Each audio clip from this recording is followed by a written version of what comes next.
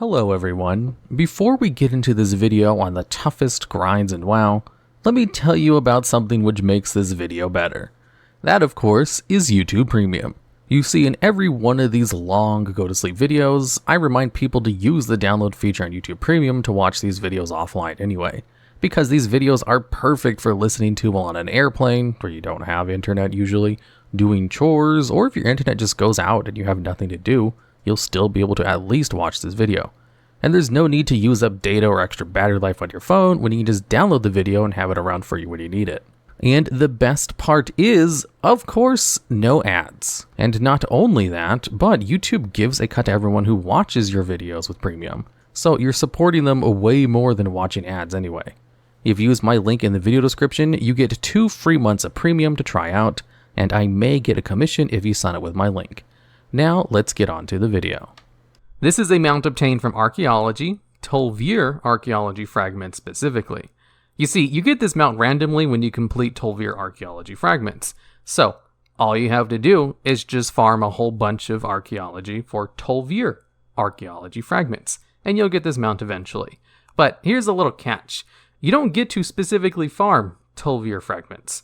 Those dig sites just pop up randomly on the map sometimes when you're doing archaeology in Kalimdor.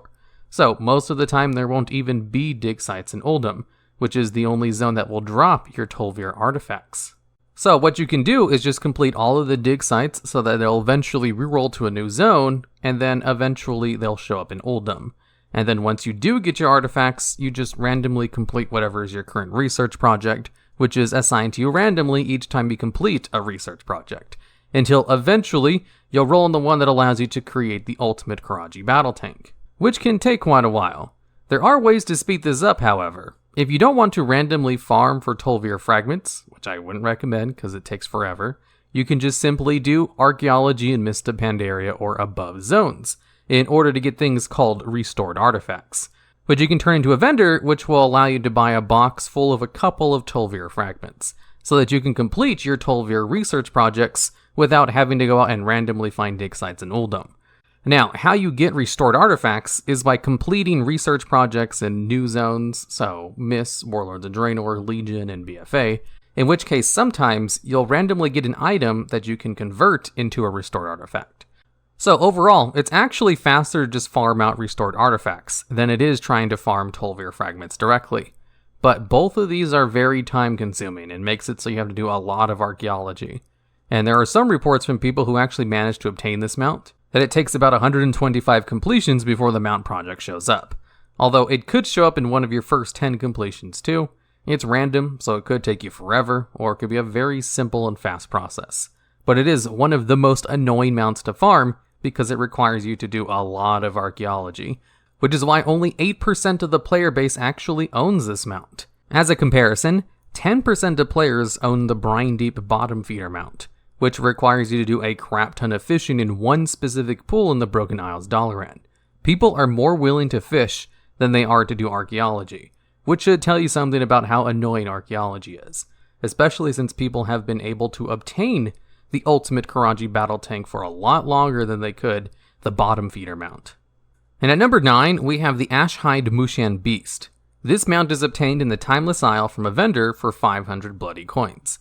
And it's obtaining these coins that makes this mount so hard to farm out, as there's 2 ways to gain bloody coins. One of them is to use the item Sensor of the Eternal Agony, which lowers your health by 90% when you use it, and then it allows you to kill Horde and Alliance players no matter your faction, just as long as on the Timeless Isle, and each kill of an enemy player will award you 1 coin. So ideally, you just use this item and then kill 500 players in the Timeless Isle and you have your mount, which was probably possible back in Mist of Pandaria, when Timeless Isle was current content, but it's much more difficult in every expansion afterwards, where there's rarely people on the Timeless Isle. Well, outside of Mist of Pandaria Time Walking Week, since the Time Walking vendor is located on the Timeless Isle. Although even then, you have to be in war mode in order to kill enemy players, even if you have the availability of killing both factions. And the other way to obtain bloody coins, which is the much easier way, is with the item the Fire Watcher's Oath. This item will allow you to obtain bloody coins in PvP activities outside of the Timeless Isle, although it used to be at a much lower drop rate, of only having a 10% chance per kill to get 1 coin. as you do have to get the killing blow in order to obtain a bloody coin. So having to farm battlegrounds and get killing blows, where only 1 in 10 would actually give you a bloody coin, took a very long time, or at least around 5,000 killing blows. You'll probably passively obtain it as long as you just remember to keep the item up over the course of a couple of months. Or at least that was the case until Legion, when Blizzard hotfixed the item to give it a 100% chance to give you bloody coins on kills, but you still need to land the killing blow. And the item itself has a 10-minute cooldown, so if you die early before it comes up, you won't actually have it 100% of the time while you're in Battlegrounds. I have heard reports of people just getting 2 groups together of opposite factions on the Timeless Isle, and just taking turns killing each other in order to get bloody coins faster. I don't know if this actually works or not, but it sounds like something that would probably work. Either way, only about 7% of players actually own this mount, and it's slightly more annoying to obtain than doing archaeology. I actually had to learn how to do archaeology in order to write that segment on the number 10 spot, because I wasn't sure how the restored artifact system even worked, despite the fact that I've been playing the game for over 10 years.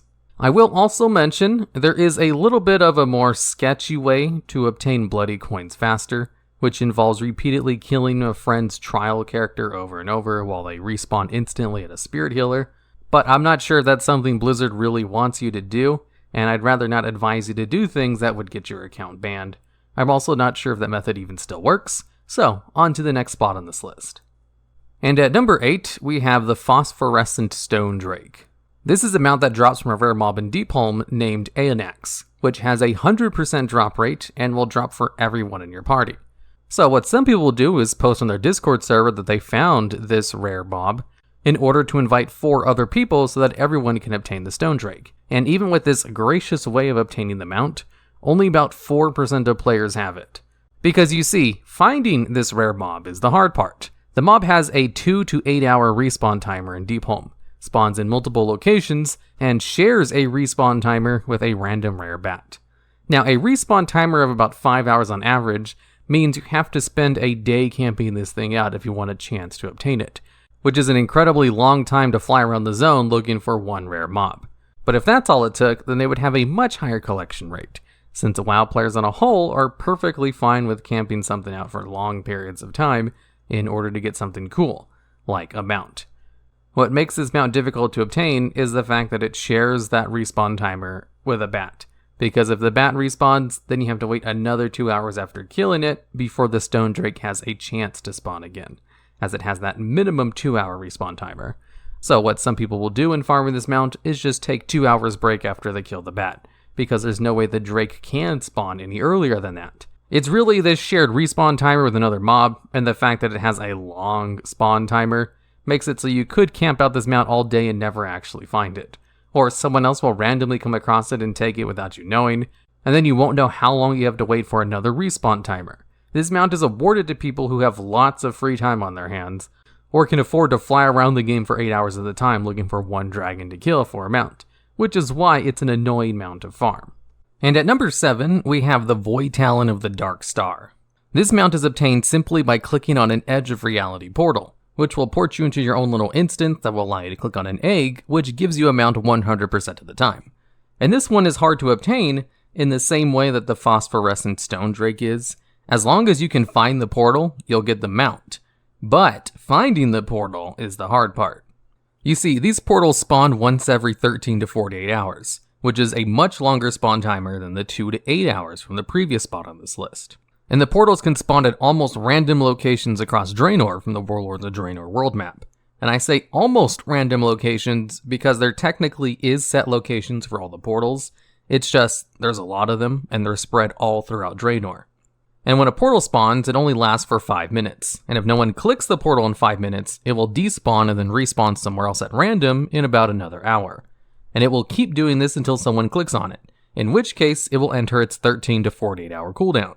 The thing is though, there's no real way to track if someone else has already clicked on one of these portals. So someone could have clicked on the portal yesterday, and you could be looking all around Draenor for it to not be able to be spawned until the next day, as people can just randomly find these portals while questing through the zones. And since finding one of these portals is so difficult, the Void Talon has only been collected by 3.4% of the player base, which is an incredibly low number and only slightly lower than the previous spot on this list. And at number 6, we have the Reins of the Grey Riding Camel. In order to get this mount, all you have to do is kill an NPC called Dormus, the Camel Hoarder, who has a 100% chance to drop it. And just like the previous 2 spots, finding this NPC is the difficult part. You see, the only way to find this NPC is to be teleported to his location by finding a camel figurine. And the camel figurine is at one of 50 spawn locations around Uldum. And the figurine will spawn in one of those 50 locations once every 4 hours or so. So it has a 2 to 8 hour respawn timer. And once you find the camel figurine, there is only a 5% chance that it will actually be the correct one. The other 95% of the time, the figurine will just turn into a trash item, and then you start the 2 to 8 hour respawn timer again. And just like with the Edge of Reality portals, you won't actually know someone else has clicked on the camel figurine in the past 2 to 8 hours. So you could spend all day looking for one, only for someone else to have clicked on it randomly earlier on. And this is the nerfed version of this farm. It used to have a 4 to 12 hour respawn timer. So here's some tips to farming this mount thanks to some of the people who are in the Wowhead comments. You can only obtain the camel figurines in the Cataclysm version of the zone, so make sure you swap that over if you have the BFA version unlocked on your character. Then just fly around to all of its 50 spawn locations, and then swap over to War mode, as that counts as a separate server, and then check again. And then you can use trial characters on different servers to do the same method until you basically get bored of looking. Because even doing this, and potentially looking on 50 different servers per day, there is no guarantee that you'll actually get it after checking 100 times, because of that darn little 95% chance that it will turn into trash. Which is why this little mount only has a 3.4% collection rate, which is the same as the Void Talon, despite the fact that the Void Talon mount came out 2 expansions later. And at number 5, we have the Chewed-on Reins of the Terrified Pack Mule. This mount is randomly obtained from world mobs that have Hexthralled in their name, from the zone of Drustfar in BFA. Now, BFA added a couple of other world drop mounts, and they all have much higher collection rates than the Terrified Pack Mule, who was obtained in basically the exact same way as all the others, just killing a whole bunch of specific mobs in a zone. Now, according to the people who've undergone the mob grind in order to obtain this mount, the reason this one is so much harder to obtain than all the other BFA world mounts is because the mobs you have to farm are more spread out. So there's no super farm spot like all the others have, and the mobs take longer to spawn. You see, for the BFA world mount Captured Dune Scavenger, for example, there is a hyperspawn location at this one little location on the map, which is also sometimes a world quest. You can basically just put a group of 4 people together and constantly kill mobs all day until you get the drop, since the mobs will spawn so quickly. And all the other mounts have a similar place, even if it's not as great as this one particular mount. Except for the Terrified Pack Mule. That one requires hunting down the mobs associated to it, and all of these mounts take about 5,000 kills on average before you get a drop. Luckily though, you can just buy this mount off the auction house if someone else is selling it, which is not the case for almost all the other mounts on this list. But even with the availability of buying this mount off the auction house, it still is by far the least collected of all of the BFA World Drop mounts, clocking in at only a 1.8% of people owning it. The mount is either rarely on the auction house, costs too much for the people when it is there, or is just too much of an annoying grind to actually obtain. Although since this is one of the newest mounts on this list, that also contributes to why it has such a low collection rate. Now, if you do plan on farming the BFA World mounts, make sure you do it in groups of 4, because if you fill up your party with a group of 5, then other people in the area won't be able to tag the same mobs. And at number 4, we have the Mighty Caravan Brutosaur. This mount can be bought simply from a vendor with gold, and is probably the easiest mount to obtain on this list. However, this mount makes this list at such a high spot because of how much gold it costs. Since the vendor doesn't allow any reputation bonuses, this mount will cost you 5 million gold to purchase. Or in terms of WoW tokens, based on US server prices when I made this video, it can be thought to be worth over $500. Now, farming out 5 million gold is basically impossible for the average casual WoW player, and definitely requires you to intentionally go out and farm gold, as there's no way to passively make 5 million gold in expansion. Especially since the mount will be going away once the next expansion, Shadowlands, comes out, and it will be moved to the black market auction house, where I can guarantee you that it will go for gold cap every time it shows up. As there's lots of players who have tons of gold saved up because they like to play the auction house for an expansion or 2 for fun, who might just quit the game for BFA and then decide to come back for Shadowlands and then think, hey, this mount has an auction house on it and is super useful. How about I use all of my money to buy it once I see it? And so for the average WoW player, farming out 5 million gold is quite the feat. Now, there's many different ways to make 5 million gold, but if you were to do a pure gold farm, it would take you longer or just as long as trying to obtain pretty much all the other previous spots on this list. Or not, this list isn't about mounts that take the longest to obtain, and are about ones that are the most annoying to obtain, as I think getting the Pack Mule might take longer than getting this one. Let's take running normal Skyreach as an example. This is one of the quickest dungeons you can run that gives a respectable amount of gold, as you can vendor everything and expect to earn about 400 gold a run. And since it's short and fast and has a teleport back to the entrance after killing the final boss, you can run the entire place in about 5 minutes, and there's an instance lockout of 10 runs per hour. So, if you run normal Skyreach 10 times an hour, because Heroic locks you to 1 per day, that could net you about 4,000 gold an hour. Which would mean you'd have to run Skyreach for 1,250 hours in order to get enough gold to buy the Brutosaur mount. Or in terms of runs, you would have to do normal Skyreach 12,500 times. And this is a really good gold farm, if you're trying to farm for just pure gold, that is, i.e. not having to deal with the auction house or sell things to other players. And if one of the best pure repeatable gold farms takes you 12,500 runs in order to obtain one Longboy, that should give you a good scope of just how annoying this mount is to farm. Kinda. It can be fun if you find a whole bunch of creative methods to make gold, as there's lots of them out there. I wouldn't recommend running Skyreach 12,500 times, but maybe a handful of times on characters who've already exhausted their other gold making methods for the day. It could be a way to push your way towards the goal. So, even though this mount can be bought from a vendor, with no other special prerequisites other than having a crap ton of gold, it's only owned by 1.4% of the player base. That number probably won't go much higher once it's removed from the vendor in Shadowlands. And at number 3, we have the Heavenly Onyx Cloud Serpent, who has a whopping 0.6% collection rate, which is the lowest collection rate of all of the mounts on this list. But again, this video isn't about the rarest mounts or the ones that take the longest to obtain, just the ones that are the most annoying. The way to get this mount is by simply killing the Shaw of Anger world boss in Mists of Pandaria. And the Shaw of Anger spawns on a pretty reasonable respawn timer, and isn't that hard to find and kill on each of your characters, as you can only kill and collect loot from him once per week per character. So if you have 50 characters that are all able to kill the Shaw of Anger, that's 50 attempts per week. But here's the thing with the Heavenly Onyx Cloud Serpent. It has such a low chance to drop that people didn't even know it was obtainable at the launch of Mists of Pandaria. They just thought it was another mount Blizzard added to the game files and were just never going to be made available to the players, as there were a lot of Cloud Serpent models that weren't available at the start. But people have absolutely been farming this mount ever since Mists of Pandaria came out, and even then, it still has a less than 1% collection rate. According to some Wowhead comments, some players were able to get the mount after only 5,000 measly kills, with a couple of people reporting upwards of 8,000 or more kills. And since you can only kill it one time per week per character, I can assume it took them years to get those kinds of numbers. And at number 2, we have the Time Lost Proto Drake. I'm sure most people thought of this mount when they first clicked on the video, as this mount is kind of famous for being an annoying mount to farm. As it's very aptly named, you will waste a lot of time trying to farm this mount's spawn locations. Now, this mount is obtained in pretty much the exact same way as the Phosphorescent Stone Drake, where you have to kill a rare mob that has a 100% chance to drop it. It has a 2 to 8 hour respawn timer, and shares a spawn timer with another dragon called Vragosa, who spawns much more often.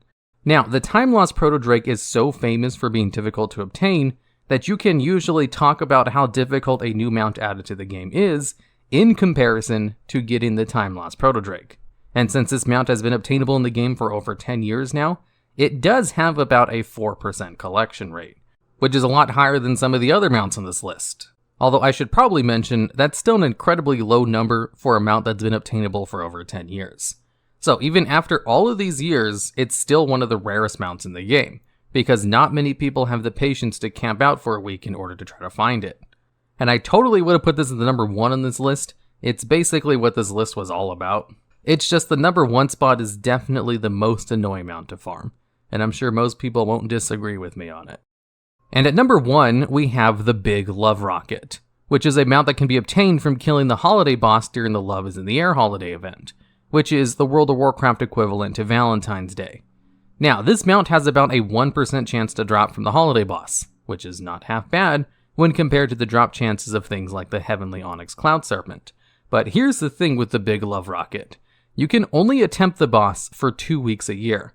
Once those 2 weeks are over, you don't have a way to try farming it again, and you just have to wait a year. When the Big Love Rocket was first added to the game, players en masse thought it was bugged. So Blizzard had to create a blue post to confirm that no, it wasn't bugged, it just had a very low drop chance. Although, I do have a friend who was able to get the Big Love Rocket for the very first time she ever tried farming for it.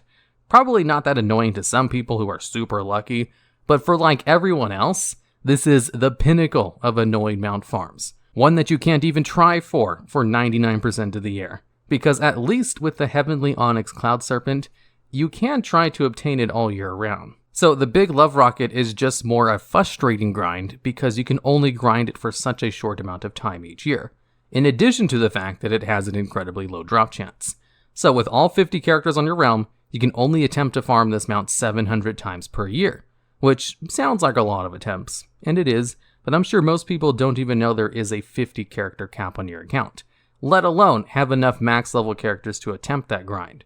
Or high level characters. So you're probably looking at something around 2 to 5 high level characters for the average active player, which equates to about 28 to 70 tries per year, which isn't really that much when it comes to farming a 1% drop chance mount.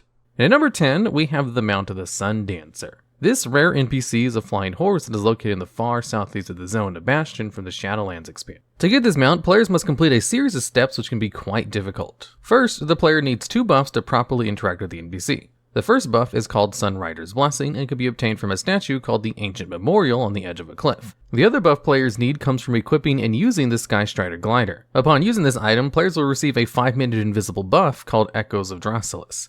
Once these steps are done, the player can jump off the cliff and fly to the horse. When you are flying near him, you can ride him by clicking on him. Once you are on him, an extra action button called Soothe appears. Mounting him will incur a lot of damage over time, so you have to be quick and spam the button a lot. Once you have successfully soothed Sundancer, he finally lands and he challenges you to a fight. You must then get Sundancer's health down to 10% within 5 minutes of using the Skystrider glider to get the mount, while the invisible buff is still active. Unfortunately, only Kyrian players can obtain and craft the parts needed for the Skystrider glider, and additionally, Skystrider glider can be janky and only have 1 use. On a related note, there is an achievement for completing the first part of the encounter, called In the Hot Seat. And at number 9, we have the Crimson Tide Stallion from Nazjatar, added in patch 8.2. This seahorse mount can be obtained from a Murloc NPC named Merle through a convoluted set of several steps. After freeing the Murloc Merle and doing associated quests, he will appear as a vendor. First, players must obtain a cape called the Ajari Storm Surge cape to be able to interact with several Murloc NPCs and access their wares. The cape is a random drop from one of the benthic cape caches, which adds the first RNG element. Second, players must wait for a Murloc NPC named Murloco to spawn in a small cave near the center of the zone. After defeating 2 Naga guards, he will become friendly to the player. While wearing this special Ajari Storm Surge cape, the player can talk to him and buy the Hungry Herald's Tentacle Taco for 666 gold. Unfortunately, this event happens very rarely and lasts for a short time, meaning it can take a long while to complete this step. Next, players must wait for a day when Merle sells the mount. He has a low chance to spawn and even lower chance to be selling the mount on the days when he does spawn. Like Murloco, you must be wearing the Ajari Storm Surge cape to be able to completely interact with him. He sells the mount for several ingredients which can be bought from various Murloc NPCs in the area. You must buy and sell various objects for different prices and amounts to and from 4 different Murlocs to obtain the ingredients you want, which can be quite a headache. All the details to reach the required amount of ingredients are too long to list here, but in total, all of the ingredients cost 1,796 gold. If you get lucky with RNG and get the mount, you get the achievement Merle's Secret Stash. For some reason, this is not an account-wide achievement, which is pretty weird, and this achievement is required for the meta achievement Under Sea Usurper, which awards the Snapback Scuttler's mount in the title of the Deeps. And at number 8, we have the long-forgotten Hippogriff from the Zone of Azuna added in Legion. To get this mount, players must click 5 purple crystals throughout Azuna before everyone else, which sounds pretty easy, but is much harder than you would initially think. These 5 ephemeral crystals can be quite difficult to find and click for a variety of reasons. The most important of these is that the Reigns of the Long-Forgotten Hippogriff mount only goes to the first player to click 5 of the crystals when they spawn. Second, the spawn time of the crystals is anywhere from 2 to 8 hours. Third, there are a huge number of possible spawn points, with Wowhead listing them at 99 throughout the entire zone, although all of them are supposedly accessible without flying. Additionally, if a player dies or leaves the zone, their progress is forfeit. Finally, there is the potential competition from other players. And at number 7, we have a 4-way tie: the Snowfeather Hunter, Predatory Bloodgazer, Brilliant Direbeak, and the Viridian Sharpclaw. To get these mounts, players must first capture 4 Falcosaur hatchling battle pets from different zones in the Broken Isles. The Bloodgazer hatchling can be found in Azuna, the Snowfeather hatchling can be found in High Mountain, the Direbeak hatchling can be found in Stormhine, and the Sharp Talon hatchling can be found in Val'Sharah. Upon summoning any of these 4 pets, there will be a quest exclamation mark above their head. Clicking on the pet will start a quest, which leads to somewhat lengthy quest lines to get the mount associated with that pet. Each pet has slightly different quests, but all follow a similar set of 15 quests. These quests involve doing pet battles with the various other pets in the zone they were obtained from, doing world quests with the pets out, buying special items for the pets, and defeating dungeon and raid bosses with the pet out. With these pets actually having toys that come with them that let you dress them up, like fake teeth, a tiny backpack, dirty spoon, and a purple flower sun hat. The final quest for all 4 quest lines has the player return to the area where they have slaughtered so many of their siblings and heal the matriarch there. After healing the hatchling's mother, the pet will have hearts above its head and you'll be awarded the mount. And at number 6, we have the Riddler's Mindworm from patch 7.2 in Legion. To get this mount, players must find and click on 8 different pages throughout Azeroth, dungeons, and raids. The first page can be found in the Ledgerman Lounge in Legion Dalaran, the second in Duskwood, the third in Firelands raid, the fourth near the Lost City of Tol'vir dungeon in Uldum, the fifth in the Siege of Orgrimmar, the sixth in the Well of Eternity dungeon, the seventh near the Shadowpan Monastery in the Kunlite Summit, and the 8th in the Pre-Nazoth Ulzum. Upon clicking on all the pages in the correct order, the player can go to Westfall and find a box on the beach called the Gift of the Mindseekers, where, when you open this container, you get the mount. At number 5, we have the Fathom Dweller from Legion. This mount drops from Kosumith the Hungering, a world boss located in the Eye of Azshara. The world quest alternates between dropping this mount and a battle pet, Hungering Claw, every 2 weeks. What makes this mount and world quest special, however, is that you need to complete a collection of orbs throughout the entirety of the Broken Isles in order to have access to this world quest. First, players must loot a weather relic from the cave in the Broken Shore. After talking to a troll NPC named Drakthul, players must find and click 10 orbs in the right order located all across the Broken Isles. Upon doing this and returning to Drakthul, the world quest becomes visible on the map. But it is possible for the world quest to just be the pet reward for months in a row if the RNG is bad, which has happened a couple of times in the past already. So a little luck is needed in actually having the world quest reward being set to the mount if you're trying to get it for yourself. And at number 4, we have Fabius, added in BFA. This rare spawns in Nazjatar, and when you take a picture of him with the selfie cam, you get the mount directly in your inventory. Fabius spawns in 5 places throughout Nazjatar, and his spawn rate is quite variable at 2 to 8 hours. It can be hard to take a picture with him because he moves so fast.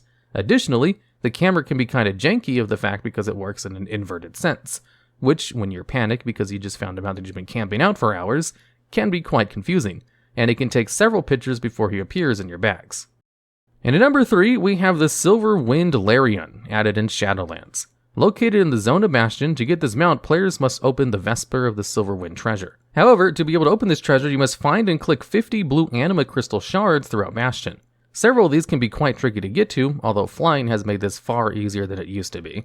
And additionally, 5 are located in dungeons. 2 are in Necrotic Wake, and 3 are in the Spires of Ascension. Once the players collected all 50 crystals, they can talk to Forgelight Hephaestus, who will craft the Crystal Mallet of the Heralds for them. The player can then go to the Vesper of the Silver Winds, a large silver bell, and ring it. The treasure will then appear and the player can loot it. Upon collecting all 50 shards, an achievement will be awarded called Shard Labor. And while this achievement keeps track of how many you are missing, it does not keep track of which you are missing, which means you can easily mess up and have to check every location again if you missed one, so take your time and keep track.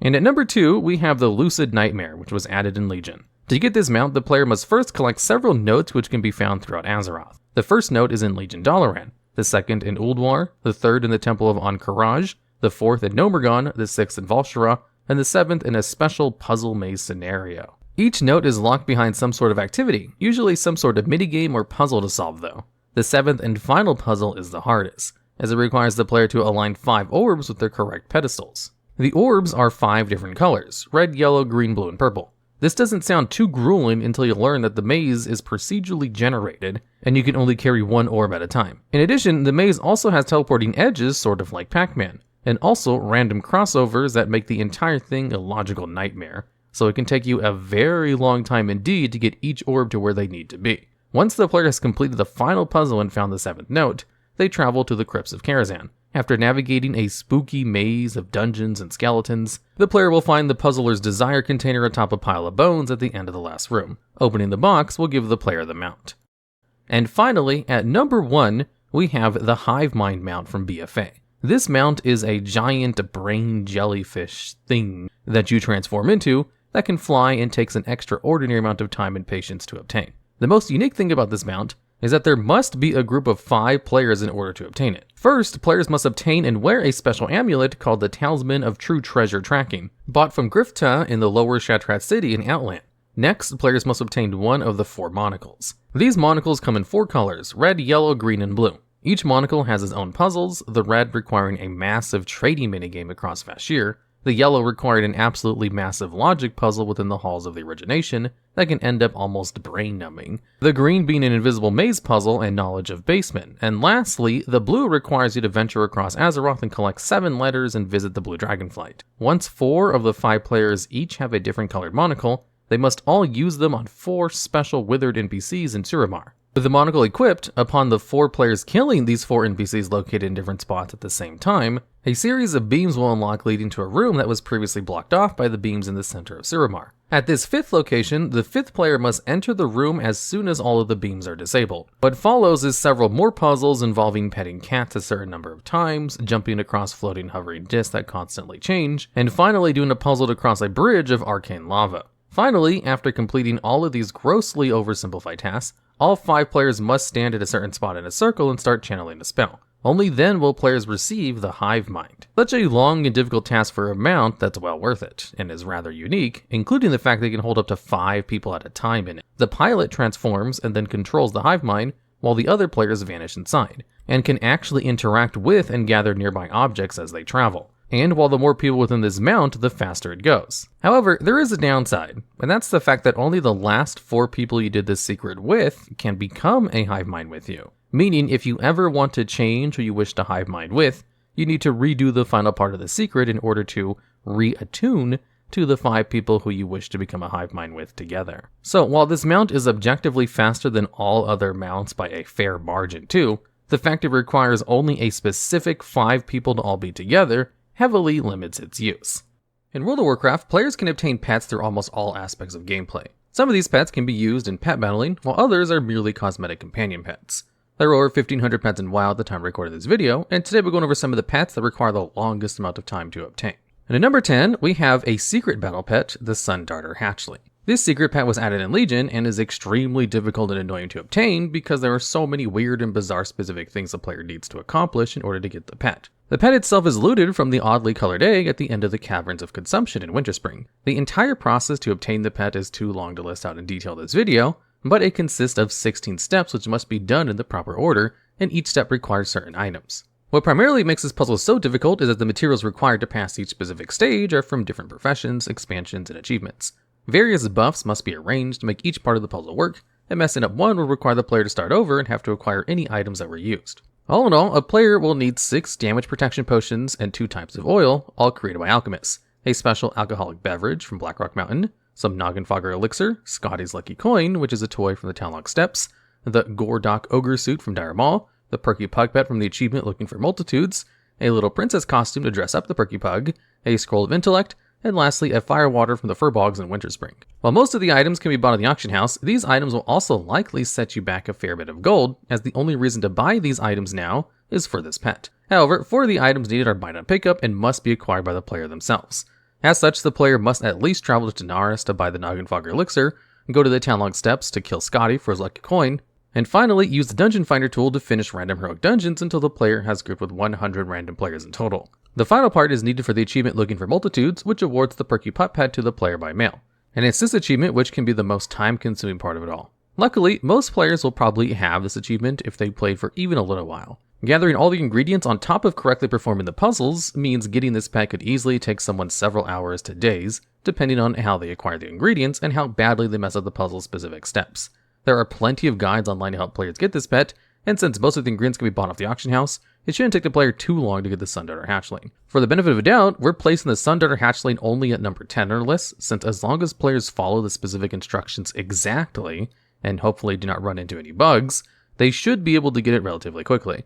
Although, since the Pets Edition, potions have been changed from 1 minute cooldowns out of combat to 5 minutes in or out of combat, and because of this, the first 2 walls that used to take 5 minutes to get through now take an entire 25 minutes to get all 6 potions activated, so maybe activate them on your way to the cave. And at number 9, we have another secret battle pet, Baal. This secret demonic goat pet was added in BFA and requires the player to click on a series of pebbles in a specific order, which can be found across the Broken Shore, Kulturas, and Zandalar.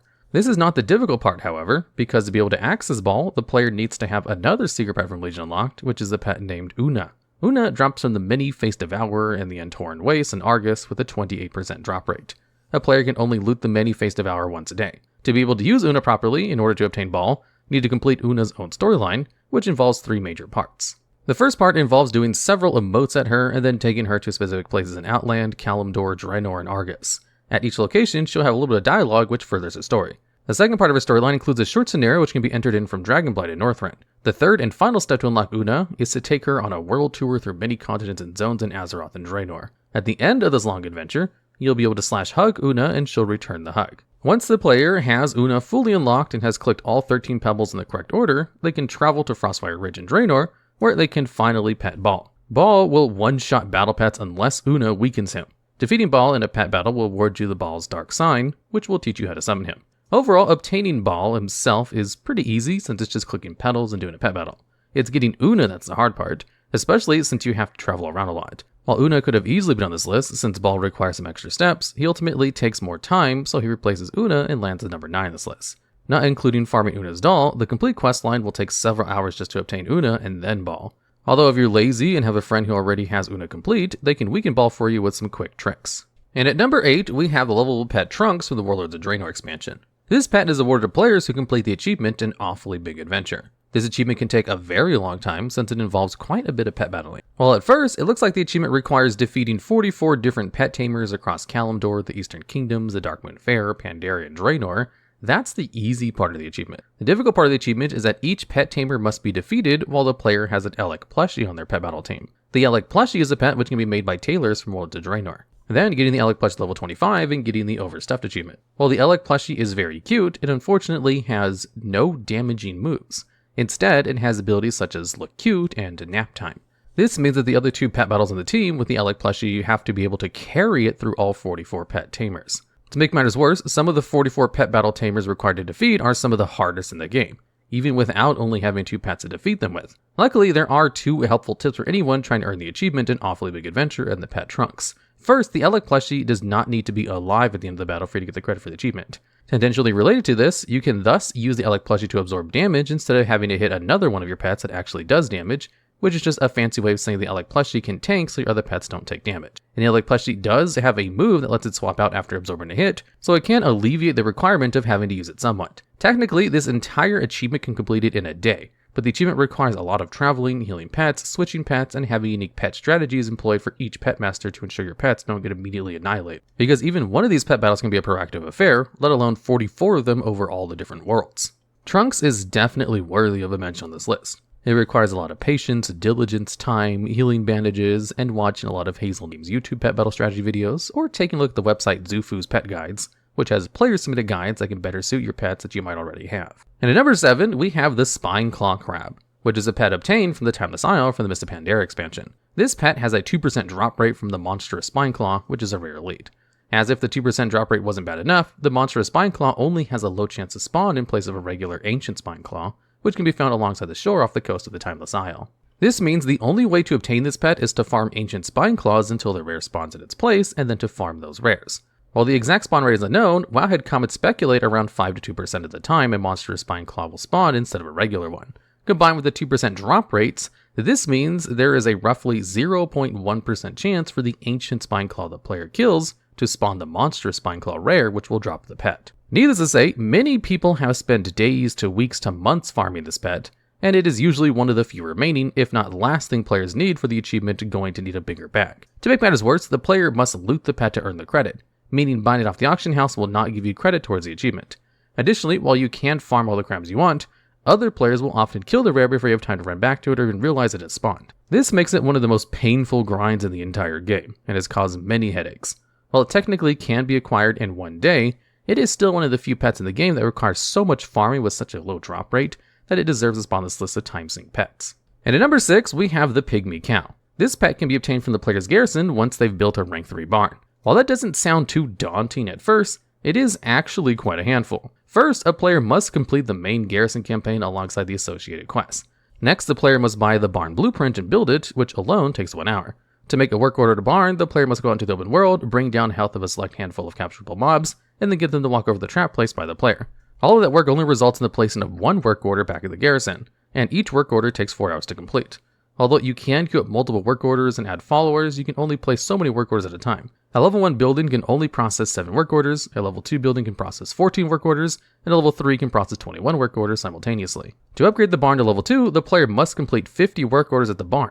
This awards the achievement to the trap game and the level 2 blueprint to the barn. Another hour later, the player will have a level 2 barn, which they must place another 75 orders for a total of 125 work orders to get the achievement, Master Trapper, which unlocks the level 3 blueprint for the barn. Once the level 3 barn is finished an hour later, the player can finally loot the Pygmy Cow pet at the cost of about 20 days of time. Theoretically, this means if a player already had all 125 animals caught and had a level 1 barn set up, it would take them exactly 58 hours to get a level 3 barn and then finally get the pet. That's just under 2.5 days. It would mean the player would have to be instantly refreshing work orders and upgrading the barn. You can only process 35 animals at a time in the level 3 barn, with each level below it processing even less. Each achievement gives the players the blueprints needed for the next achievement, meaning you cannot upgrade them all at once. Luckily, however, blueprints are account-wide. But still, all of this work means obtaining the Pygmy Cow pet will be at least 3 days at times for the average player, assuming they sleep. And if you want to waste even more time at the barn, there are 2 more Trapper achievements. One for placing a total of 250 work orders at the barn called Trapper's Delight, and one for placing 500 work orders at the barn for the achievement Trap Superstar.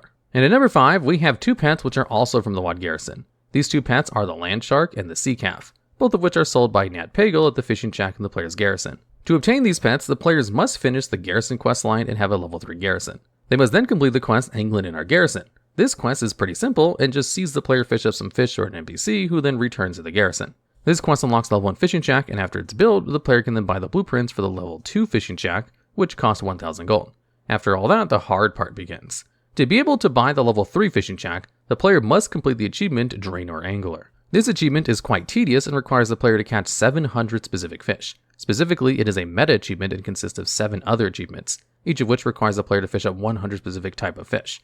These achievements include Sea Scorpion Angler, Fat Sleeper Angler, Blackwater Whip Angler, Fire Ammonite Angler, Jawless Skulker Angler, Blind Lake Surgeon Angler, and Abyssal Gulper Eel Angler. To make this achievement even worse, remember, Warlords of Draenor has different sizes of fish, and for the achievement, it specifies there need to be 100 enormous type of the specific fish. Additionally, many of the fish can only be found in certain pools in certain zones across Draenor, so flying around Draenor to fish in each zone for a while is almost required. After the player has earned the Draenor Angler achievement and built a level 3 fishing shack, they will get a quest to invite Nat Pagle to their garrison. This questline isn't too long and also awards Nat Pagle as a garrison follower. Once Nat is in the player's garrison, players will have a chance to fish up lunkers of each fish type from all over Draenor. The player can give the lunker to Nat, who will trade it for one of Nat's lucky coins. It should be noted that lunkers can only be fished once Nat is in the player's garrison or accompany the player during his quest, so all the fishing before his quest will not have awarded any lunkers. Finally, after the players collected 50 of these coins, they can buy one of the pets that Nat offers. Both the Land Shark and Sea Calf cost 50 of Nat's lucky coins each, so you have to fish up 100 total lunkers to get both of them. Nat sells a handful of other items, including his drinking hat and a mount. The Land Shark and Sea Calf are on this list simply because they require so much time spent fishing, and after all of that, the RNG of getting lunkers. While it does require many hours spent fishing, it at least is not locked behind any time mechanisms and can be constantly worked on, unlike most of the pets listed next on this list. And at number 4, we have the Syrian Scorchling pet, which can be obtained from a troll vendor in the Molten Front during the assault on the Firelands. To unlock Zenvorka, which is the vendor who sells the pet, the player must complete the initial assault phase of the Firelands questline, which itself requires doing most of the quests in the Mount Hyjal zone. Zenvorka sells Zenvorka's cash for 30 marks of the World Tree, which has a chance to drop the Syrian Scorchling. Marks of the World Tree come from doing dailies associated with the Molten Front offensive. To get 30 marks of the World Tree usually takes roughly 5 days of doing dailies, and some of the dailies can be quite long and annoying. However, the further the player advances in the Molten Front campaign, the more dailies they have access to, and thus can get more marks of the World Tree per day. Once players have obtained 30 marks of the World Tree, they can go to the aforementioned vendor, Zenvorka, inside the Sentinel Tree at Malfearin's Breach near the entrance to the Firelands. Even after all that questing and several days worth of dailies to get the required 30 marks of the World Tree, there's only roughly a 5% drop chance for the Scourged Stone from Zenvorka's cache. The Scourged Stone is an item the player uses in order to learn how to summon the Syrian Scorchling. Usually, Zenvorka's cache just drops some gold and a green open world loot drop. Unless you're quite lucky, this means that every attempt to acquire the Syrian Scorchling will cost about 5 days worth of dailies to get another 30 marks of the World Tree to get another cache for the Syrian Scorchling to possibly drop from. As a side note, this pet was originally added in the Burning Crusade and can be found inside the ice chest after defeating Lord Ahud in the Slay Pens during the 2008 to 2009 Midsummer Fire Festival, but was removed with 2010s and not obtainable again until patch 4.2 over a year later. And at number 3, we have Pebble. Pebble is quite literally a pet rock and is awarded to player after they've completed the achievement Rock Lover, which is earned by completing the daily quest Lost in the Deeps 10 times. This daily quest has the player rescue a cute little rock elemental named Pebble in Deepholm. This daily quest can be obtained from the Pyrite Stone Tender at Therazan's throne. What makes this little guy such a nightmare to get is a combination of several factors. First, the daily quest one needs to do, Lost in the Deeps, only has a low chance to spawn each day, meaning it can be weeks before the daily quest can even be done once, let alone 10 times. Additionally, the daily quest itself can be quite annoying since it's an escort quest which requires the player to go into the crumbling depths and navigate a maze of tunnels. The player must also make sure to avoid a large rock borer that can daze you and reset your position to the entrance of the cavern. The player must escort Pebble out of labyrinth caverns and past the borer with precision timing, or else they'll be stunned and Pebble will be eaten. This means if you get hit by the giant rockworm, you'll have to start the escort quest all over again, which requires running all the way back through the long maze. Luckily, the pet is just a guardian that follows you around, so it's not as annoying as a normal escort quest. In addition to the daily RNG and quest grind, players must also have completed most of the Deepholm questline and be honored with Therazane before they can even gain access to the daily quests. If you're incredibly lucky, this quest will only take you 10 days, but it will probably take you much longer than that, which means it's sure to be a long wait and time sink to finally obtain Pebble. And at number 2, we have Khadgar's Floating Head from Legion. The Wondrous Wisdom Ball has a small chance, and I mean very small chance, to drop from a Kirin Tor chest. Data from this drop chance is very hard to come by, but Wowhead comments indicated to be less than a 1% drop. People have been farming for this unique pet ever since it came out several years ago. What makes obtaining this pet so time consuming is that the Kirin Tor Emissary cache can only be obtained after a player has completed 3 Kirin Tor world quests throughout the Broken Isles while the Emissary quest is active. Since there are 9 total emissaries in Legion, there is only a 1 out of 7 chance the Kirin Tor will even be up for a day, since emissary quests are only up for 3 days, and no 2 emissary quests are up at the same time. It should be specified that the pet itself does not drop from the cache, but rather starts a quest from the item called the Strange Humming Crystal. This quest tells the player to take the crystal to Khadgar so he can examine it. Khadgar explains that it's a highborn memory crystal and gives a quest to the player called Enemies Everywhere. During the quest, players discover several spies in Dalaran and dispose of them with the help of Khadgar. After completing the quest, Khadgar exclaims, "I have imparted all of my substantially worldly wisdom into this globe, in addition to my ruggedly handsome features. No doubt you will find my counsel invaluable in your travels." And the player receives the pet Wondrous Wisdom Ball. The pet acts similar to a Magic 8 Ball, where the player can ask a question and Khadgar's head can offer them a variety of answers. By clicking the ball, players can get several responses, which can include no, yes actually, outlook is certain, certain death, defeat is assured, reply hazy, try again, you won't likely survive, most likely, let me confer with my sources, no, let me confer with my sources, yes, not likely, in this timeline, outlook unclear, gather 4,289 more Apixis crystals and ask again, your sound card works perfectly. This pet is so iconic it's been used multiple times within Hearthstone from the dungeon run to battleground quests, even shown up quite actively in one specific fellow WoWtuber's videos. And finally, at number 1, we have a tie for the 2 Honor level 400 pets.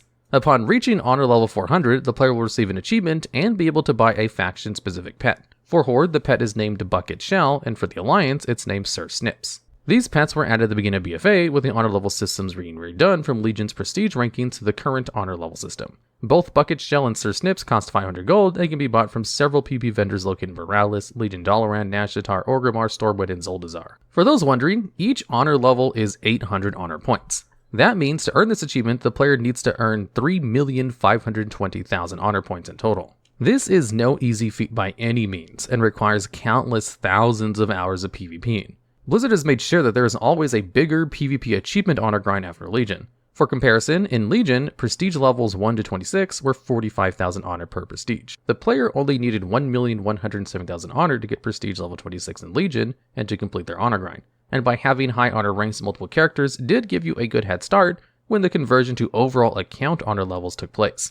Of course, there is also now the even more insane achievement for the honor level 500, and Blizzard will probably add even further honor level achievements in the future. Luckily, honor is tracked account-wide now, so earning honor on any character or ult will earn credit towards this achievement. Additionally, there are many honor level achievements between honor level 0 and honor level 400, with each achievement giving unique rewards such as a pet, title, mount, and one of the many unique toy banners which allow you to permanently have a rather cool faction banner on your back. Honor level 400 is a long way down the line for most casual PvPers, with the first honor level achievements being at levels 5, 10, 15, 20, 25, and 30, and then they continue on every 10 levels until honor level 100. From honor level 100 to 200, there are achievements every 25 honor levels. There are also achievements at honor levels 250 and 300. The honor level 400 achievement and the two best pets that come with it are such a time sink that according to all of Wowhead's profiles, 0% of players have earned Bucket Shell and Sir Snips. This is probably not an achievement you should actively be trying to get, and more of a passive one. Grinding over 3.5 million honor is sure to make anyone a little bit crabby. In World of Warcraft's 7th expansion, Battle for Azeroth, it would arrive with a whole new plethora of mounts for collectors to farm. In this video, we're going to go over the hardest to obtain mounts from BFA. This list is determined by what is currently the hardest to farm, however, and can still be obtained through playing through BFA's content. So that means mounts like the mighty Caravan Brutosaur / Longboy will not be making this list. BFA also added a lot of mounts of similar nature, so entries on this list may tie in with each other. To start off this list at number 10, we have the Gmod mount, added in patch 8.1 for the Battle of Dazar'alor raid. This mount would drop from the High Tinker Mekatork encounter upon defeating him in a low drop chance. It can be farmed in all modes with the exception of its boss drop changing upon LFR difficulty. If you were to run the instance on LFR, Mekatork would not drop the mount, but instead Jaina Proudmoore, one of the rare and only instances of a rare drop chance completely changing its source based on difficulty. Now, what adds to the rarity of this item outside of just a low drop rate is in order to farm it, should you need help from others, you must all be on the same faction. Battle of Dazar'alor was a raid with a unique flavor of faction war taking place as you progress through it. It made it where your character's faction would change to the opposite side depending on the bosses in your current faction of the time. This means if you wanted to farm Mekatork, you must be all Horde or all Alliance. Some may also think that Jaina mount of the Glacial Tidestorm is rarer than Gmod, and in terms of effective farming, they'd be right. However, during BFA's runtime, a skip was added for every single player that would take you directly to Jaina Proudmoore in Mythic difficulty. Jaina also had a cheese strat where you would simply not kick her cast that would start the next phase and completely negate any difficulty in farming it with just 1 to 2 people. Because of this skip, many people have forgotten about Mekatork, and if you needed help on a character to farm him, groups are incredibly scarce. After all, according to data for Azeroth, over a triple of players have the Jaina mount compared to Gmod, earning it a spot above the Glacial Tidestorm. And at number 9 on this list, we have Molly from the world boss Dune Gorger Krolok added in patch 8.3. At the end of BFA's lifecycle, one of the world bosses since release received an update and now wielded a chance of a new mount upon killing it. The drop rate of Molly wasn't too terrible in comparison to its various world boss counterparts, such as the Shaw of Anger, but held a more unique tag of a 6-week rotation. During BFA, every week upon reset, the current world boss would be removed and rotate to the next set of 6. This means if you had just missed Dune Gorger, you would then have to wait another 6 weeks for him to reappear and be eligible just at an attempt of getting the mount. Dune Gorger is also a level 50 world boss, meaning you can't always throw the forgotten BFA alt character at it and hope for the best, but typically only a few levels higher could do the job. Depending on your RNG, you could be stuck in this world boss for months, if not years, but with a relatively forgiving drop rate, the most waiting you'll be doing is on the rotation. For number 8, we have the Obsidian Krolus mount, added at the beginning of BFA as a reward for the Dungeon Meta achievement. Since Wrath of the Lich King, Blizzard has added a meta achievement to each expansion that requires you to complete every boss on its highest difficulty in a special way, with the exception of Mythic Plus. BFA was no different to this edition and came with the Obsidian Krolus mount. Generally, these mounts require multiple players in order to complete, and the Obsidian Krolus follows this rule in some scenarios. so already the ease of soloing and obtaining the mount within a few days or less is gone, and you're required to find someone else in search of the same achievement as yourself. BFA came with 10 new dungeons, excluding the Mega Dungeon, so you need to journey into each one on Mythic difficulty and complete all 27 achievements. These achievements can range from things as simple as not getting hit by the boss's mechanics, as seen in Ready for Rating 6, or be as difficult to manage as requiring a profession level to 75 of almost every profession, as seen in Losing My Profession. For number 7 of this list, we have the Island Expedition mounts. In BFA, players would be rewarded with the Heart of Azeroth from Magni Bronzebeard, a necklace artifact that would scale infinitely upward in power. The necklace could be upgraded in power by grinding a type of item in BFA content called Azerite Power. This Azerite Power could also be farmed from Island Expeditions, a new game mode where players would embark on a random island in Azeroth and slay enemies and harvest Azerite for their faction, empowering their necklace at an unlimited amount. These island expeditions had many difficulties, ranging from normal to mythic, and even PvP versions where you'd face off against enemy players to see who could collect the total Azerite needed the quickest. Now, every week there was a predetermined 3 islands you could set out for, and these islands would rotate with the weeks. The islands always had a native race upon them that determined what would 100% spawn the island and guaranteed potential loot from them. Loot in islands was strange in the fact that in order to get certain items, the island would need to have certain creatures on it to make you eligible at just a chance for their loot. For example, if you wanted to farm for the Squawks mount, the island would need to have pirates on it for you to potentially loot Squawks. Sometimes certain items could only spawn on certain islands, and even if they were in rotation, they could happen to be not the native creature. As you progress the islands, though, more creatures showed up, ranging from Mogu, Vicroll, Necromancers, all with completely different loot tables from each other. Players could spend upwards of hundreds to thousands of attempts at the same island just for the chance that their creature type would appear. Thankfully, however, in patch 8.3, Blizzard would allow you to exchange Seafarer's doubloons, a currency obtained from completing any island expedition, for a chest, with loot pertaining to creatures from islands. These chests also had their own rotation completely separate from the islands themselves. But should the chest you want have the creatures you need, and with a good chunk of doubloons saved, you could obtain the items you sought rather quickly. So thankfully, with a little bit of RNG and lots of grinding, you could complete the grind in a few weeks or more for the one item that's been eluding you. And at number 6, we have all of the mythic end boss dungeon mounts. For this entry, all of the mounts share a remarkably low drop rate and require a full clear of the dungeon in order to obtain them, creating lengthy runs and many sunken attempts. The only semi-exception to this rule is the Mechagon Peacekeeper, as it drops from HK8 Aerial Oppression unit, but when the Mecha Dungeon was split into 2 separate versions, HK would become the end boss of its own version. There would be a total of 4 mythic rare drop mounts: the Underrot Crag from the Underrot, the Tombstalker from King's Rest, Sharkbait from Freehold, and the Mechagon Peacekeeper from Operation Mechagon. Because these mounts could only drop from mythic difficulty, this meant that each character could only get 1 attempt on the 4 mounts a week instead of the daily attempts from heroic difficulty. Fortunately for these mounts, they were still eligible to drop from Mythic Plus, making spamming low keys a very commonly seen phenomenon within the community. Some players have reported hundreds to nearly thousands of attempts on this bundle of mounts. And we would even see the scenario repeat itself in Shadowlands for the Marrowfang mount from the Necrotic Wake dungeon. Ultimately, the time-gating process of farming these mounts and the requirements of many old characters to attempt at the already low drop chance earns it a spot on this list, just above the previous entries due to there being 4. And at number 5 on this list, we have another tie of mounts: the Junkkeep Drifter, Rusty Mechano Crawler, and the Silent Glider. All of these mounts were added in patch 8.2, Rise of Ajara. Obtaining these mounts was rather simple in farming, but could leave you stuck for months, if not for years for some. See, in patch 8.2, Blizzard added 2 new zones, Mechagon and Ashtatar. Both of these zones came with them a large plethora of new rares, and some of these rares would drop a mount upon killing them, if you were lucky. Soundless for the Silent Glider, Rustfeather for the Junkkeep Drifter, and the Arachnoid Harvester for the Rusty Mechranocrawler. These rares, like most, could only yield loot for you once a day, making the farm a daily effort for collectors. Aside from the already incredibly low drop rate of these mounts, the spawn timer on the rares themselves was incredibly long for the average rare NPC, with some reports as long as 2 to 8 hours long. Players have reported up to hundreds of kills and maybe seen 1 to 3 players looted from them. What makes this especially difficult to grind out is during BFA, many players would non-stop be waiting in the new zones for these rares to spawn, and could realm hop to more effectively farm them with their characters daily.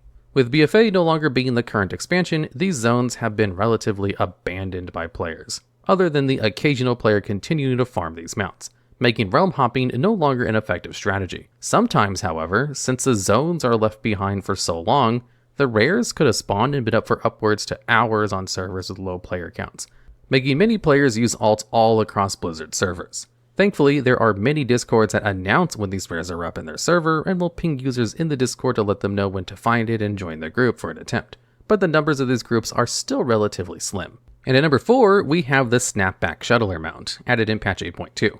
This mount was added as a meta achievement for completing a large variety of achievements within the new zone's content, Najdatar. Already, the task you've been asked is mountainous in size, and has left players on half-year-long grinds for the crap. In order to receive this mount, you would need to kill every rare in Najdatar, locate every arcane chest and glowing arcane trunk, shoo away 100 bloodfin tadpoles, find 100 treasures using a grindstone, complete the Summon from the Depths scenario 10 times, explore all of Najdatar, complete 30 different bounty or requisition daily quests, find all the lost crystal and cat figures spread across Najdatar, and even more than could become a guide video on its own. Alone, just one part of the meta, Aqua Team Murder Force, is a 2 to 3 month long grind in getting your followers to Exalted with you.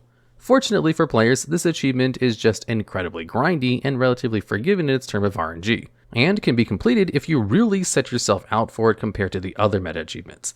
In addition to your new crab mount, not only does it have a diverse look in how it moves sideways, but you will also receive the title of the Deeps upon completion, making the achievement's grind more worth it to some. And at number 3, we have the Mecha Cycle Module W, otherwise known as the Mecha Done achievement added in patch 8.2. Following the release of Rise of Ajara, its sister zone, Mechagon, would also be released and come with it a massive amount of new content for players to dive into. This content could originate from crafting your own mounts and special unused items to your own create trinkets and toys. Every mob in the island was able to drop these crafting materials, and Mechagon was scattered with treasures for players to hunt down. With over 37 new crafting recipes for everyone to get their hands on, and 32 new weeklies, players were eager to get their hands on the new zone's content. In a newer fashion, this zone received its own meta achievement as well, as despite not being the main zone of the new patch at the time, and allowed players to grind for 2 large rewards at the same time. With the Mecha Done achievement, you would receive the more polished and golden version of the new wheel mount added in 8.2, only one of 3 in the game at the time of the script. However, this meta achievement has the Najdatar meta beat only slightly, not just for the fact less people have this mount compared to the crab, but it is horribly RNG, and could leave players stuck for what feels like an eternity. Almost all of the achievements in the meta require either the correct weekly to appear for you, or an item with a drop rate as low as a 0.5%. It is actually easier to farm the mount from Rust Feather than it is to farm certain vinyls, an item necessary for the meta. Truthfully, if RNG was on your side, you could complete this achievement in a matter of weeks, or you could be thrown into a years-long grind. Thankfully, the achievements are account-wide and can be farmed across multiple characters in an attempt to try to cut the process down as much as possible. And at number 2, we have the Conqueror's Scythe Maw, added at the launch of Battle for Azeroth for completing the new meta achievement for War Mode. With the release of BFA, Blizzard would implement a new system to the game that would allow players to toggle world PvP at any time they wish, so as long as they were in their faction's capital city. With this, the original PvP servers with PvP toggled constantly were disabled, but it allowed players who did not play in these servers to experience world PvP and its wonders at any point if they so desired to. When enabling War Mode, you would then be flagged as unfriendly to anyone of the opposite faction, making you killable by even max levels as you journey the new expansion. As compensation for turning on War Mode, your character would then receive a % buff to their experience and currency rewards gained depending on how much of your faction was currently using War Mode. The higher the buff, the less players were using War Mode on your faction. With War Mode came new world PvP options, with examples such as war supply crates falling with goodies, and players could brawl over the chest loot, and whoever came out victorious would claim the items within. If a player of your opposite faction reached 10 kills without dying, they would receive a buff that increased their damage, but also marks them on the map for everyone to see, and grants them the Assassin status. If you could manage to kill this player, you could then loot their body and receive extra honor and various other rewards. For the Conqueror's Scythe Maw, it would culminate in all of these systems together into a large meta achievement that requires you to participate in world PvP in the BFA zones for both Horde and Alliance. These achievements would often ask you to obtain 1000 honor in every zone, kill assassins, and loot war supply crates.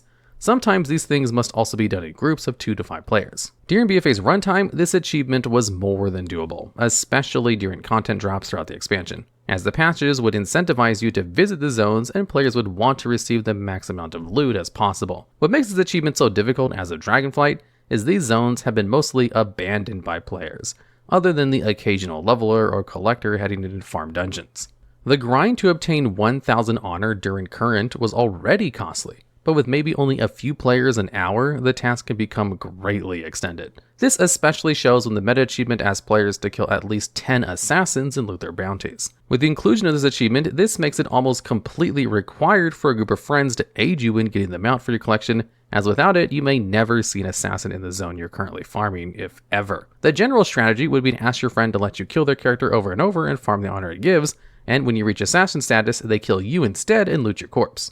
Not only all that, but the Band of Brothers achievement portion of the meta already asks you to be in a group of 2 to 5 players, meaning no matter what, without help from another person, this achievement will never be completed by a solo player. There is some leeway in farming this solo, however, if you're willing to drop extra money in multiple accounts and park the characters' locations where you can farm them repeatedly. You can also join epic battlegrounds, and upon entering, you will see an NPC with a quest text such as Victory in Wintergrass, and can be turned into with any zone, rewarding you with a chunk of honor, and the game will associate the honor with the zone you're currently in, earning you credit towards the Tour of Duty achievements for the meta. Upon completion of the achievement, not only will you receive the Conqueror Scythe Maw, but the Conqueror of Azeroth title for your character. And finally, at number 1, we have the Ny'alotha All-Seer mount from Ny'alotha, the Sleeping City, added in patch 8.3. For the final patch of BFA, we would receive the Visions of N'Zoth. This patch was set where we would battle against the old gods of the deeps, N'Zoth, and journey into his new raid and face against not just him, but his unholy creatures of horror. The general theme of this patch was corruption and resistance temptations. To do this, the player character set into a journey by Wrathion, one of the last remaining black dragons, to create a new legendary cloak that will help combat these maddening whispers. This cloak was completely necessary for finishing the new raid, Ny'alotha, as without it, on the final 2 bosses, your character would instantly go mad and be mind-controlled, thus making you either die quickly to the rest of your raid with the cloaks, or be killed by the boss himself. It wasn't quite like the attunements of old from classic WoW TBC, but in order to truly finish the raid, you were forced into obtaining this special item from Wrathion. So, this prerequisite alone adds extra difficulty in even just entering the raid for an attempt at the All-Seer mount. The questline wasn't account-wide either, and for every character you wish to run through the raid, you would need to repeat the questline in full. At current levels, the quest chain typically can take the casual player 1 to 2 hours at most. Once you venture into the raid itself, however, it must be set to Mythic mode only, as it is the only difficulty that yields the mount. At the current time of this script in patch 10.1.7, the bosses of this raid are able to be killed with a geared group of 2 to 3 players, but almost none can be soloed, adding further difficulty to the farm. Not only will you require a geared group of players, but in order to obtain the skip, you cannot bank off of another player's skip route. Since Warlords of Draenor, raid skips have been introduced into WoW, where if you clear the raid enough times, you'd be given the option to jump to the last 2 bosses of raid after killing the first boss. Ny'alotha followed this procedure, but rather than killing the penultimate boss around 4 times, you were required to kill 3 different bosses of 3 different sections of the raid 4 separate times. So, already, you're forced into a 4-week grind of every encounter in the raid should you not loot the All-Seer in your first few attempts. With the skip in mind, cloak equipped, and you've reached N'Zoth himself to get your mount attempt, there are still mechanics to watch out for, despite BFA ending almost 3 years ago. Ny'alotha's special cloak came with the Insanity mechanic, where you could only temporarily resist the whispers of the old god, and by failing mechanics, could cause your sanity to drop down.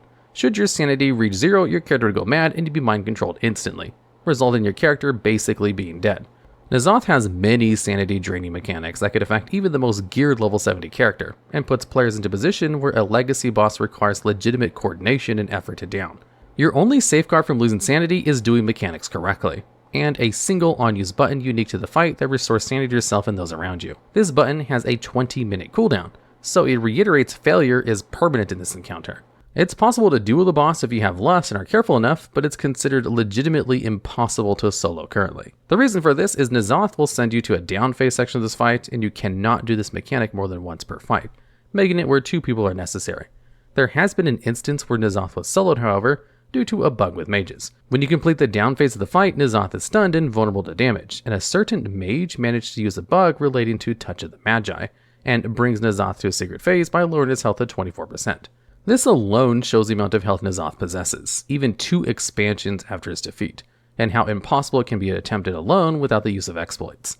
Even after you achieve all of these victories and defeat the encounter, your chance of receiving the mount is still extremely low, like most mythic raid mounts.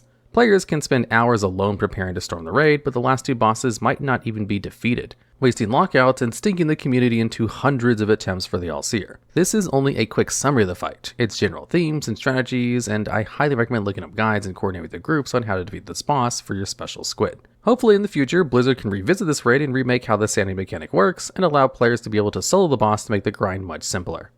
Alright, and that's all of them. There were many more mounts I didn't go over in this list, and many of them received tied places with other entries just to show how similar they were of attaining.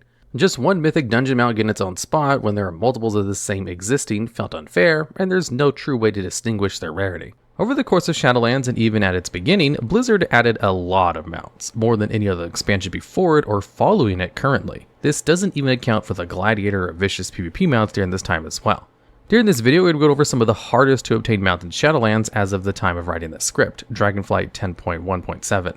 So, mounts much harder during their current time to farm might not be here, as the late addition of flying in Shadowlands, extra levels and gear contributed to these farms. Some entries may also be tied with others as they are incredibly similar in obtaining, and the only thing they don't share are their looks.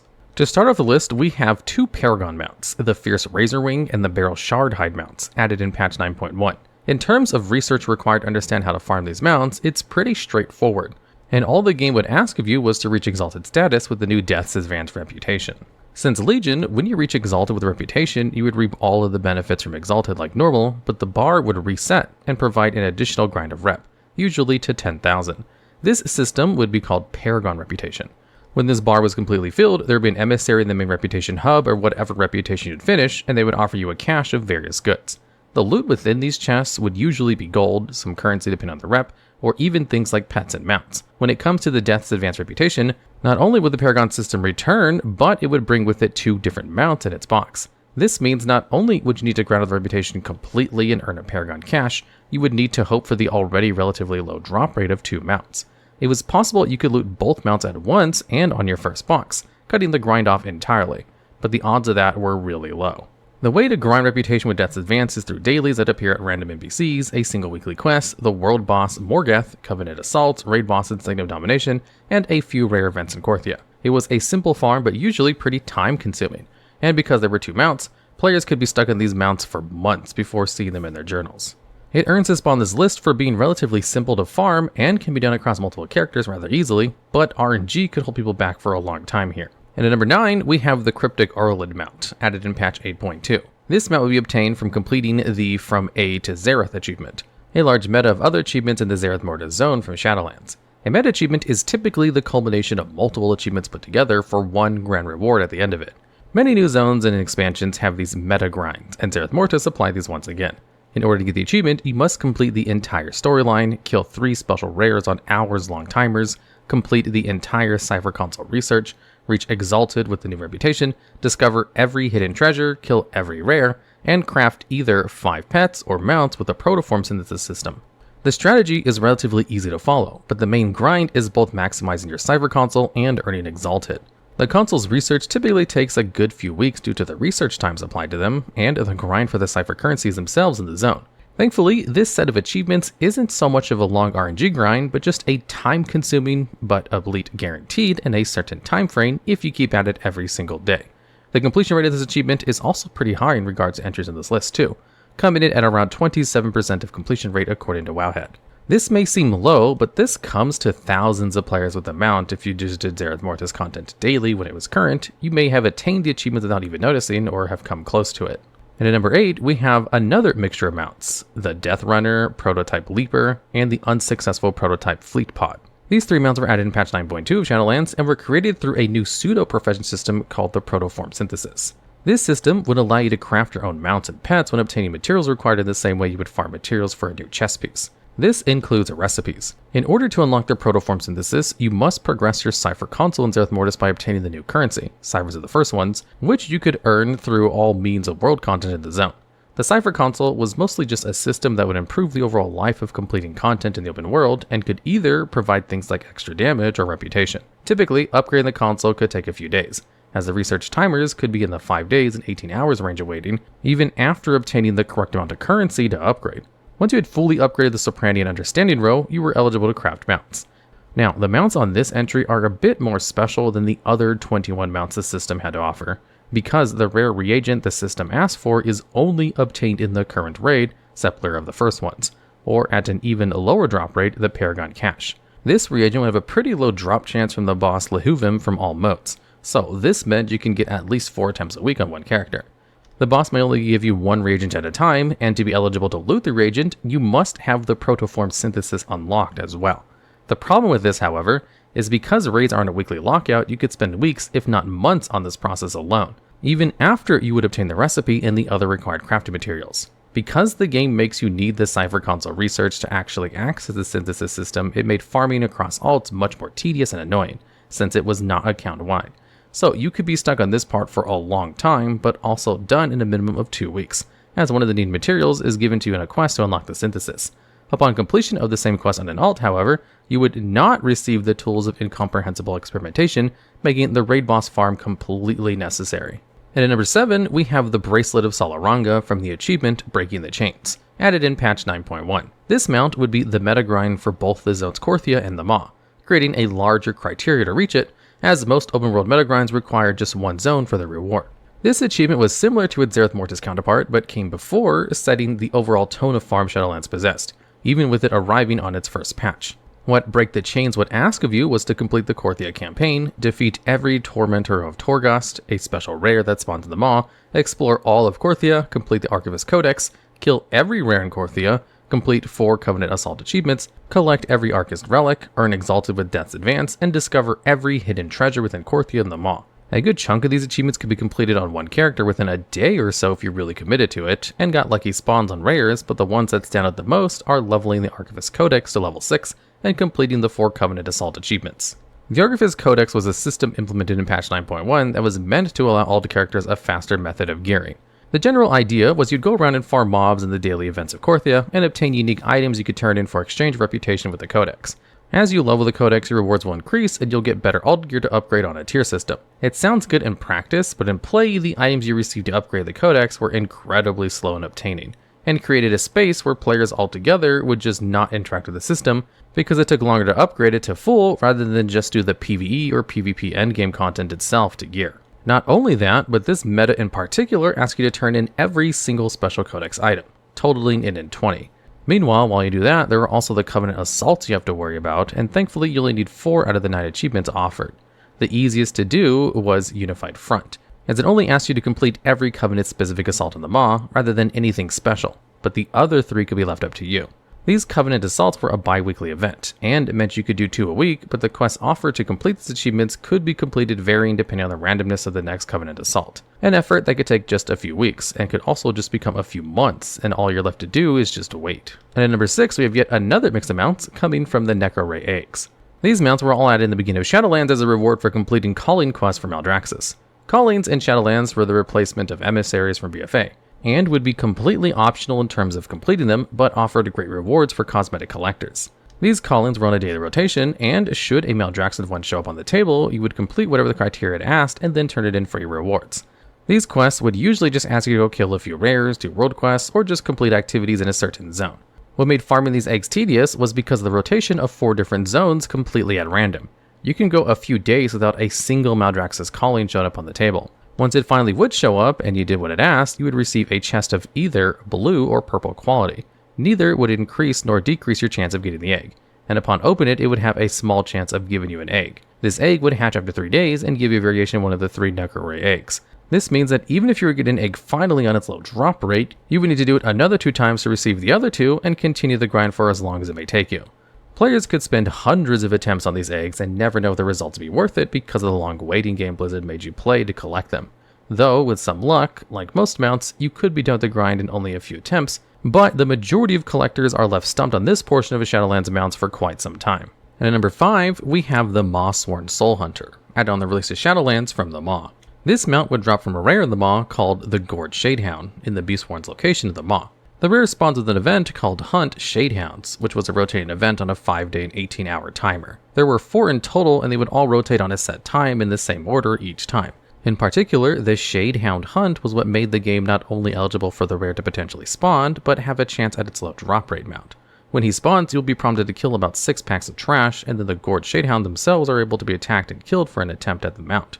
At 50%, the rare runs further away into the cave you fight them in, however.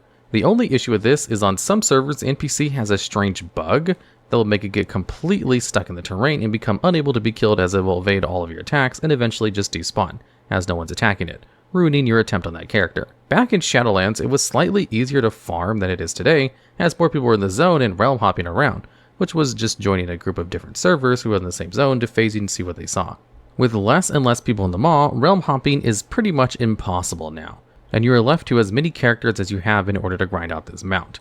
With its unique spawn requirements on rotation, it also can only be killed once on that character every 3.5 days, and then is unable to be farmed for 10.5 days due to other hunts taking its place.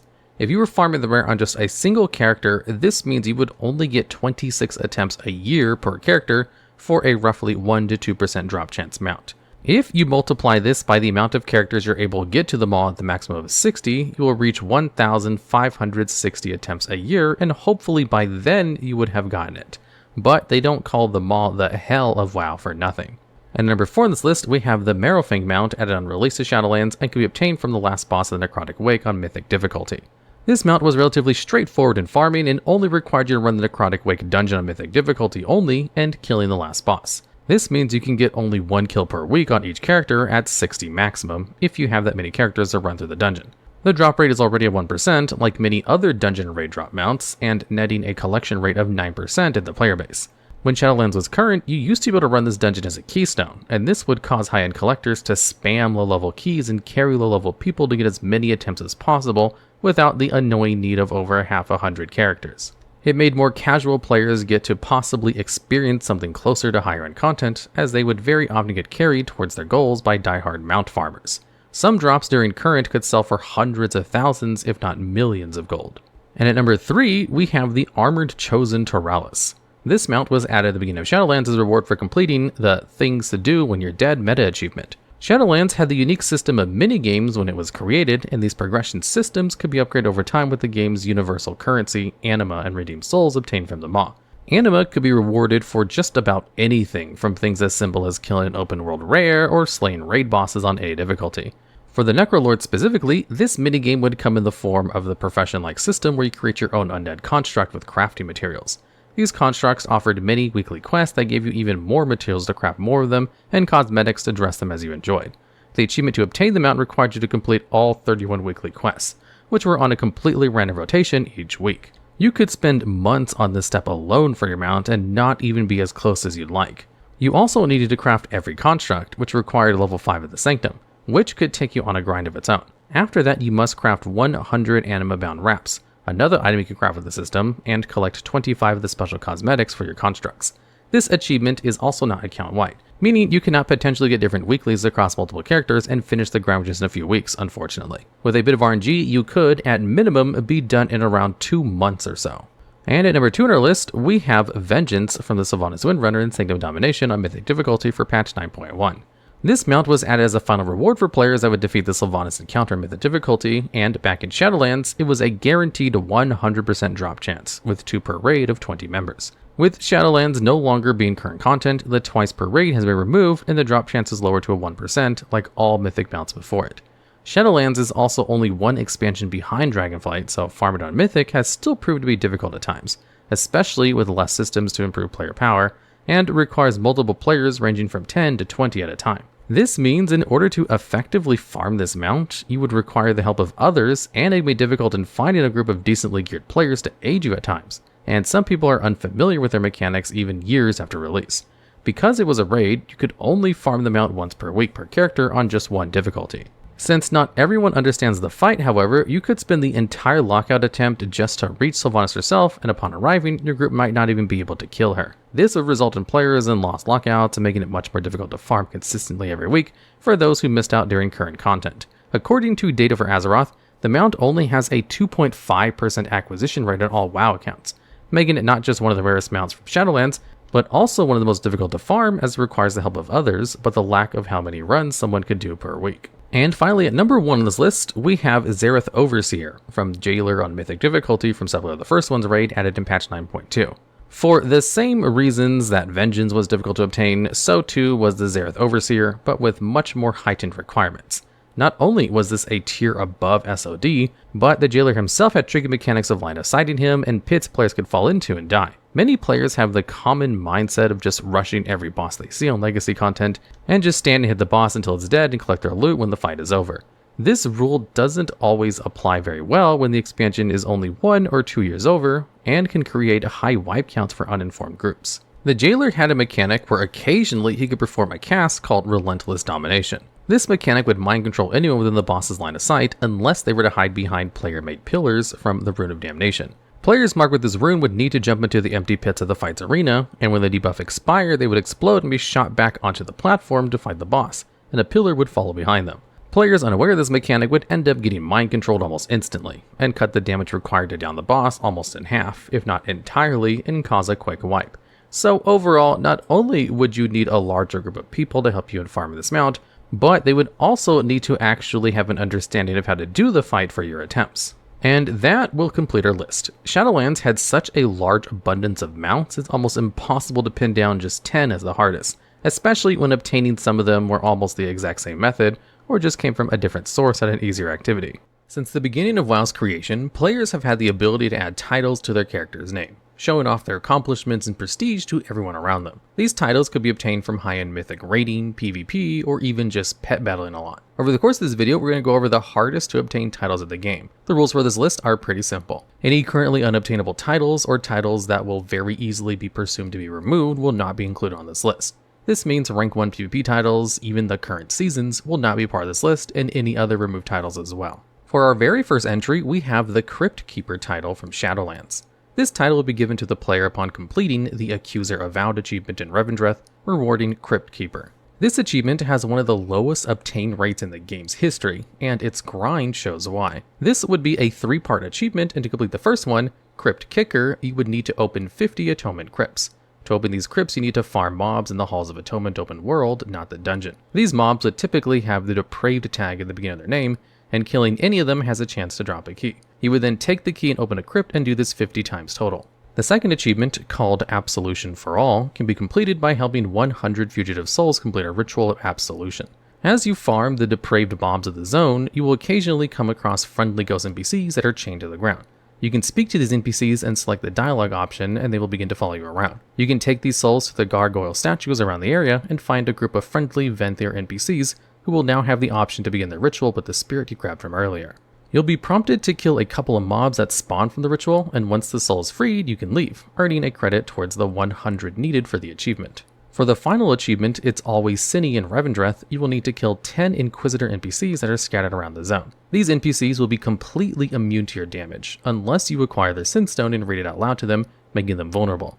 You can acquire these Sinstones from killing the depraved mobs around the zone, but also from using the Sinstone Fragments currency you've earned from looting these mobs. You also must complete a short quest chain to actually have the ability for these to not only drop, but be purchased from a vendor with the fragments called Our Forgotten Purpose. Once completed, you'll meet an NPC called Archivist Fane, who will then have a quest that lets you turn in fragments to gain a Sinstone. There are certain tiers of the Inquisitor mobs also.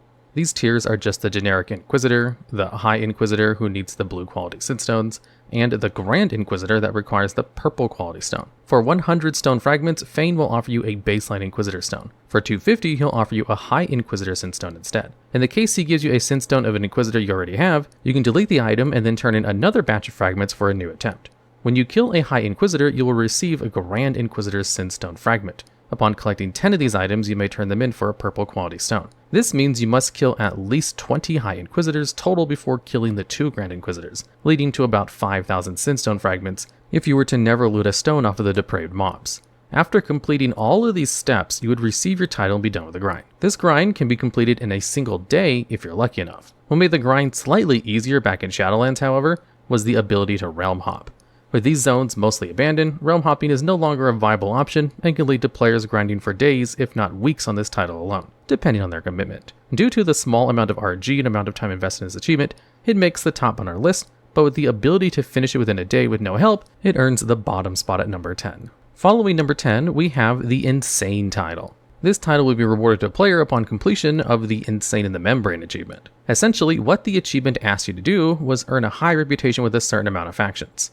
Seems simple enough, but these particular factions had the unique approach that killing a certain NPC correlating to a faction would make you actually lose rep with the faction but earn it with others. You would need to earn at least Honored with the Bloodcell Buccaneers, and Exalted with Ratchet, Booty Bay, Gadgetson, Everlook, Darkmoon Fair, and Ravenhold. All of these reputations should be earned on the same character. When it comes to earning reputation with the Darkmoon Fair, all you have to do is just complete the weekly quests that are provided while the event is up. The fair appears every Sunday of the month and lasts the whole week. The amount of dailies you can complete mostly resides on your certain professions and staying committed when it shows up. You can earn the Wii reputation buff, also giving your reputation buff increase from all sources to speed this grind up. To earn reputation with the 4 goblin factions, you can go to the east of Tanaris and kill pirates behind the Cavern of Time. They spawn like crazy and there's a lot of them, meaning you'll be running around killing them for a long time. After earning Exalted with these factions, you can grind the Bloodsup Buccaneers faction by killing goblins in the previous faction, like Booty Bay. Killing them will lower your standing with the goblins you just earned Exalted with, but you only need to get them to Exalted one time before getting honored with the pirates. For the final faction, Ravenhold, you must kill NPCs with the Syndicate name in the Arathi Highlands, earning your reputation with them. Once you hit Revered, however, these mobs will stop giving you reputation, and the only way to earn rep from this is to now pickpocket mobs from high-level vanilla zones like Searing Gorge. This means you are basically required to have a rogue character, and you'll be running around and stealthing pickpocketing these mobs. Pickpocketing these mobs will occasionally give you heavy junk boxes. You can send these junk boxes to the character you're already farming on, but cannot sell them on the auction house. Unless you're a human, to speed up the process with the reputation racial, this part of the grind can have you stuck for hours on end, as you need 1,400 boxes total to turn into Ravenhold. Once this is completed, you'll earn your title. This grind has been infamous since its creation for the lengthy grind, and even after over a decade of its existence, it still holds some of the lowest completion rates for all titles. You can rest assured that anyone with this title has committed countless hours, if not days on end, farming this title alone and is keeping up with its namesake. Though, because the grind is able to be completed solo, the most waiting you'll be doing is waiting for the Darkmoon Fair to come up. It doesn't quite beat the other entries in this list, but is still viewed as a pinnacle of grinds for WoW achievements. And at number 8, we have the Herald of the Titans title, rewarded from the same achievement name. This title will be rewarded to players that defeat Algalon the Observer from Old War and Wrath of the Lich King at level 30, without anyone in the raid wearing gear higher than item level 107. The achievement is relatively straightforward, but when you start to look closer into what's required, you see you might be here for a while. Basically, you must assemble a raid of at least 10 players for a composition of 2 tanks, 2 healers, and 6 DPS. You can, of course, customize your lineup, but this is the very minimum of what's required. Once you have 10 willing players, including yourself, you all must make characters and have them reach level 30 and freeze their XP gains once you get there. You can do this by speaking to a rogue NPC in your faction's capital war room. By this point, you must gear your toon and they cannot wear anything higher than item level 107, meaning even loot from 10-man normal ICC and beyond is off limits.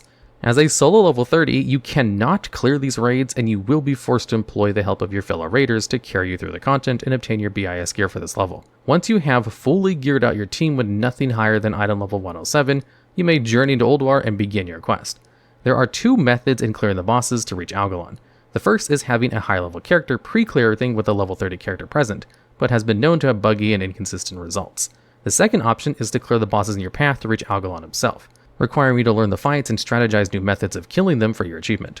Once this is done, you can fight Algalon himself, and if your raid group has met the requirements for the achievement and you down the boss, you will all receive your Herald of the Titans title. There are many guides on compositions and overall strategy to approach the bosses for this achievement, and I highly recommend looking up some of them to learn the best approach for this run. Herald of the Titans earns its place for not just being a time-consuming grind, but also needs a raid group level of players to commit with you. With real-life schedules and needing help to gear your characters to old content, you may be stuck preparing for this achievement for a long time. And at number 7, we have the Of the Deeps title from BFA, added in patch 8.2. This title will be rewarded for completing the Undersea Usurper achievement. This achievement would be a massive meta achievement for the Nazjatar zone. There would be a total of 17 achievements needed to complete this, and the general time to complete this would be enormous. Tackling the necessary achievements required for this reward looks something like this. Kill every rare in the zone.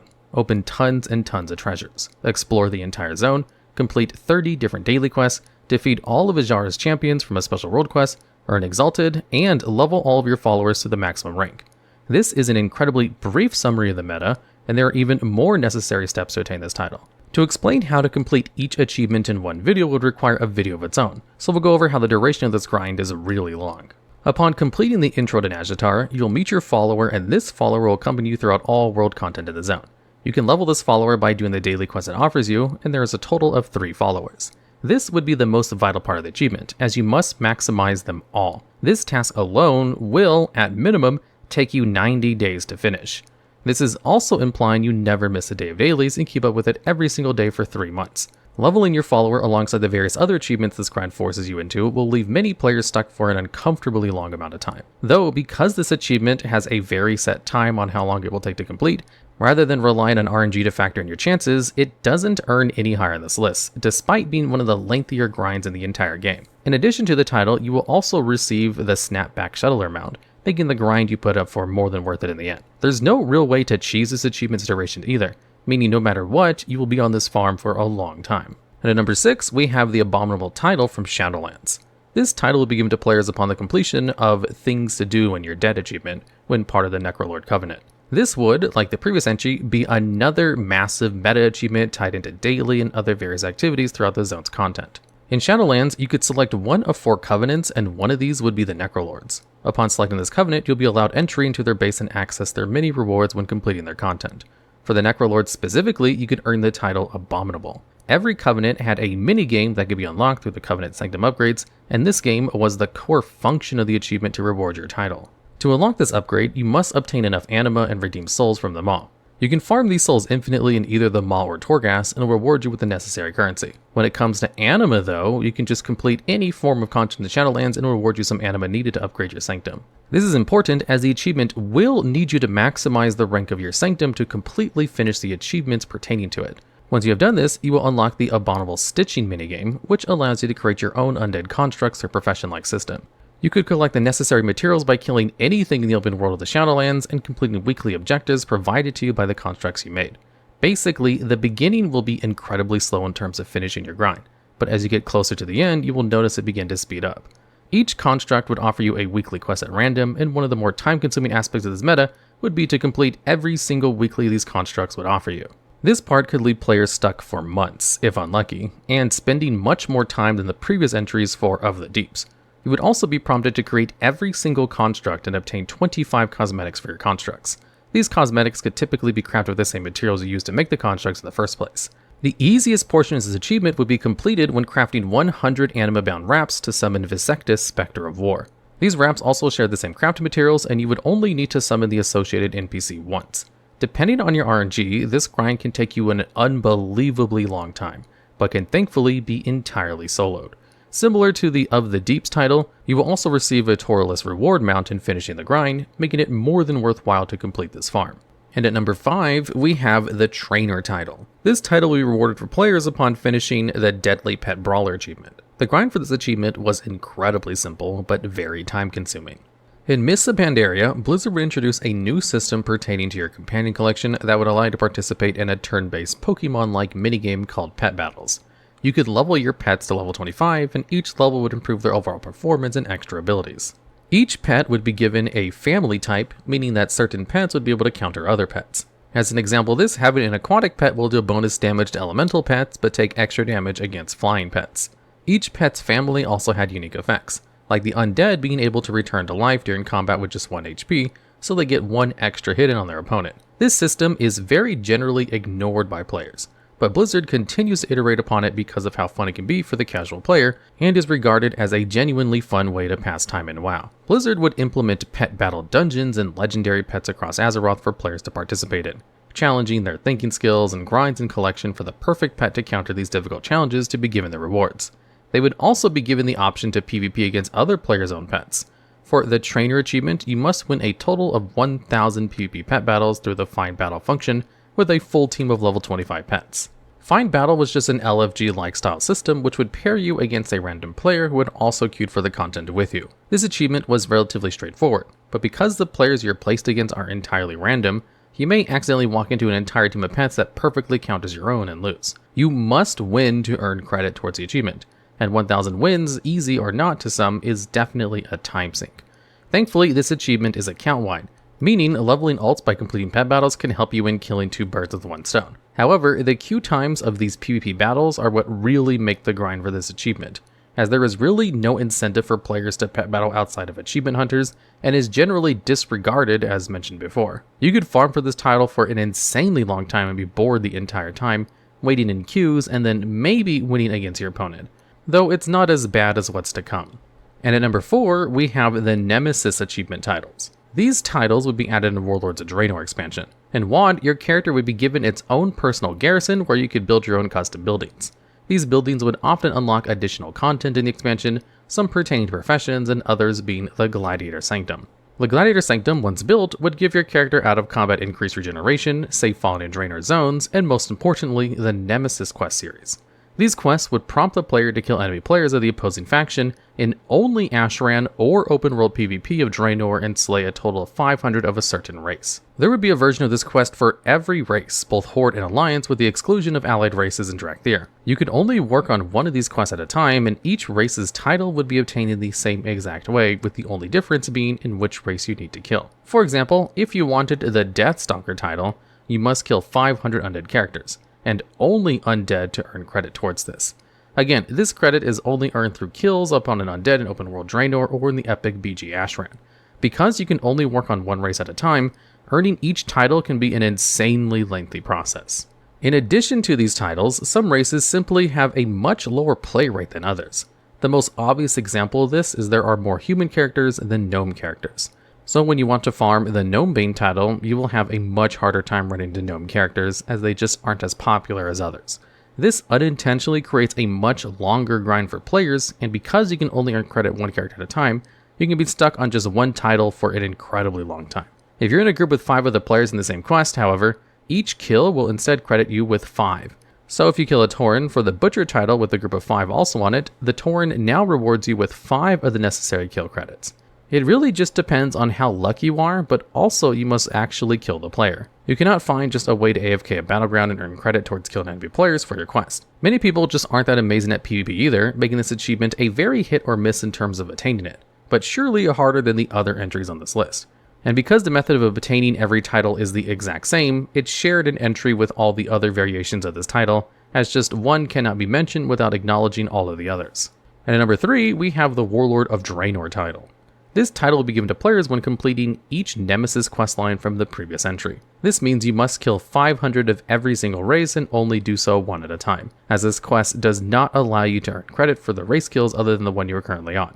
As mentioned in the previous entry, depending on the race you're currently farming, you could spend months at a time on that portion alone. And like before, credit is only earned in Ashran and the open world Draenor. Though even when you finally complete each Nemesis quest, you still have one more achievement to complete to earn this title. When you upgrade your Gladiator Sanctum to rank 3, you'll be given the option to queue for a special PvP instance called the Colosseum. This will put you into an arena with 15 other players, including yourself, and you must kill 100 total players in this arena. To unlock this level 3 version of the Gladiator Sanctum, you must also collect 4,000 broken bones from other players in PvP. You can collect these bones by killing players in associated Draenor zones, including the epic BG Ashran. This means you must either farm players in Draenor, which will be next to impossible, or spam a lot of Ashran runs and gain enough bones for the plans to upgrade your Sanctum. The fortunate part is that if you win in the previously mentioned arena, being the last player standing, this quest will be automatically completed. However, because this content can only be queued through the WoD Garrison building, it's almost never able to be filled with willing players. As of the Dragonflight pre-patch, you must have 15 people of the same faction and region as you with the level 3 Garrison and Gladiator Sanctum on 2 characters per person.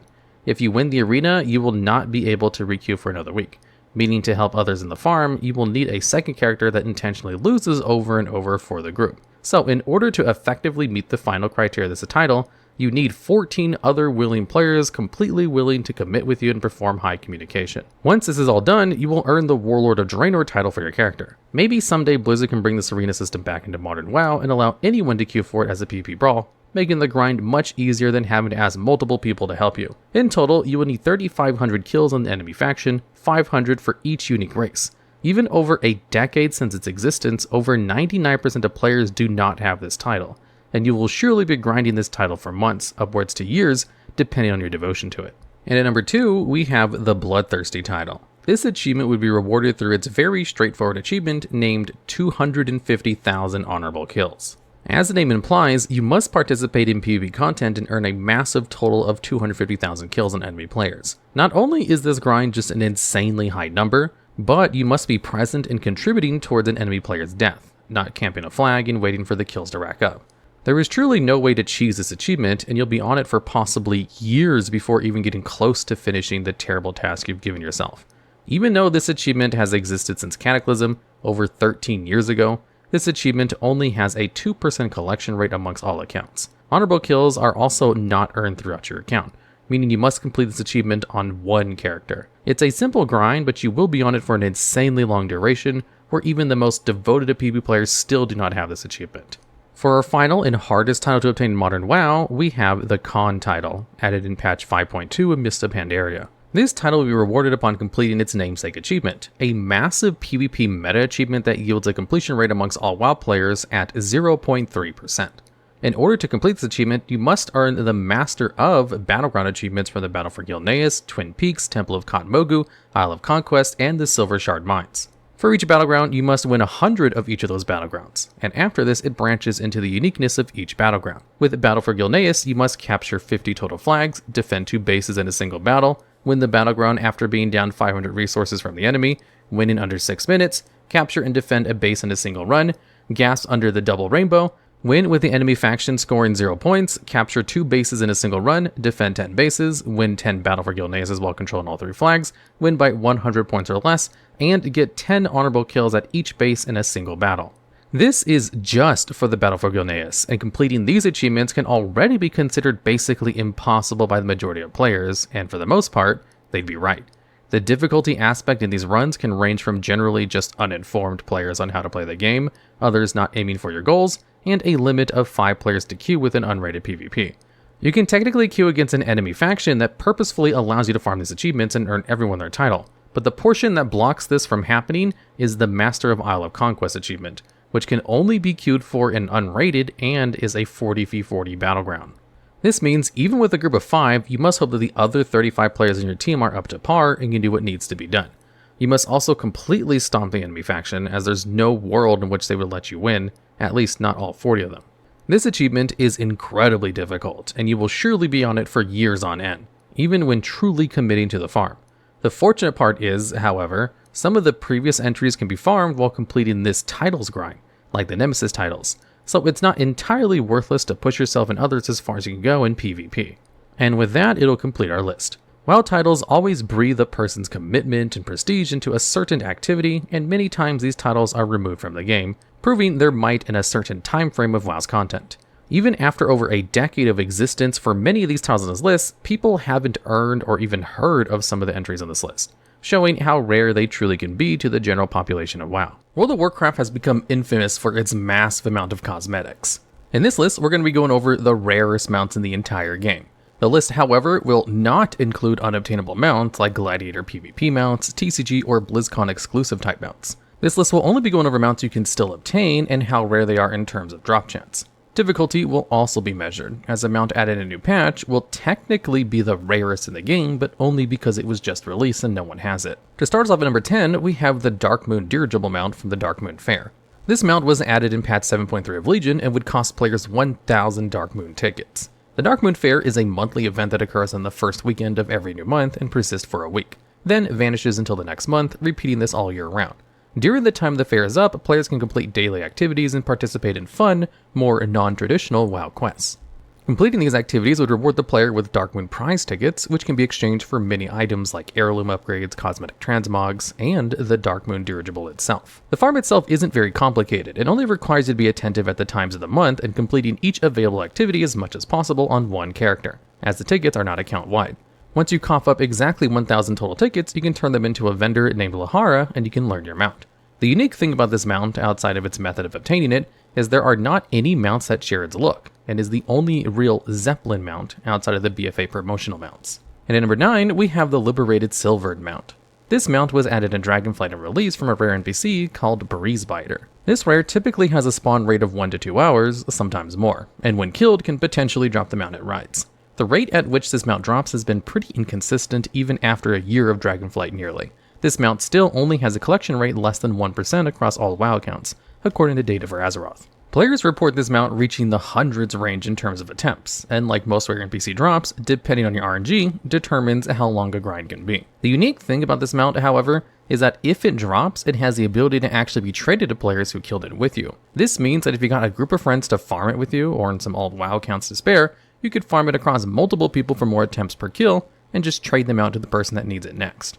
To further speed this up, you can just not learn the mount as well, help it in being eligible to loot it a second time for a bonus, and then trade it before you learned your own, if you wanted to farm it with a group of friends.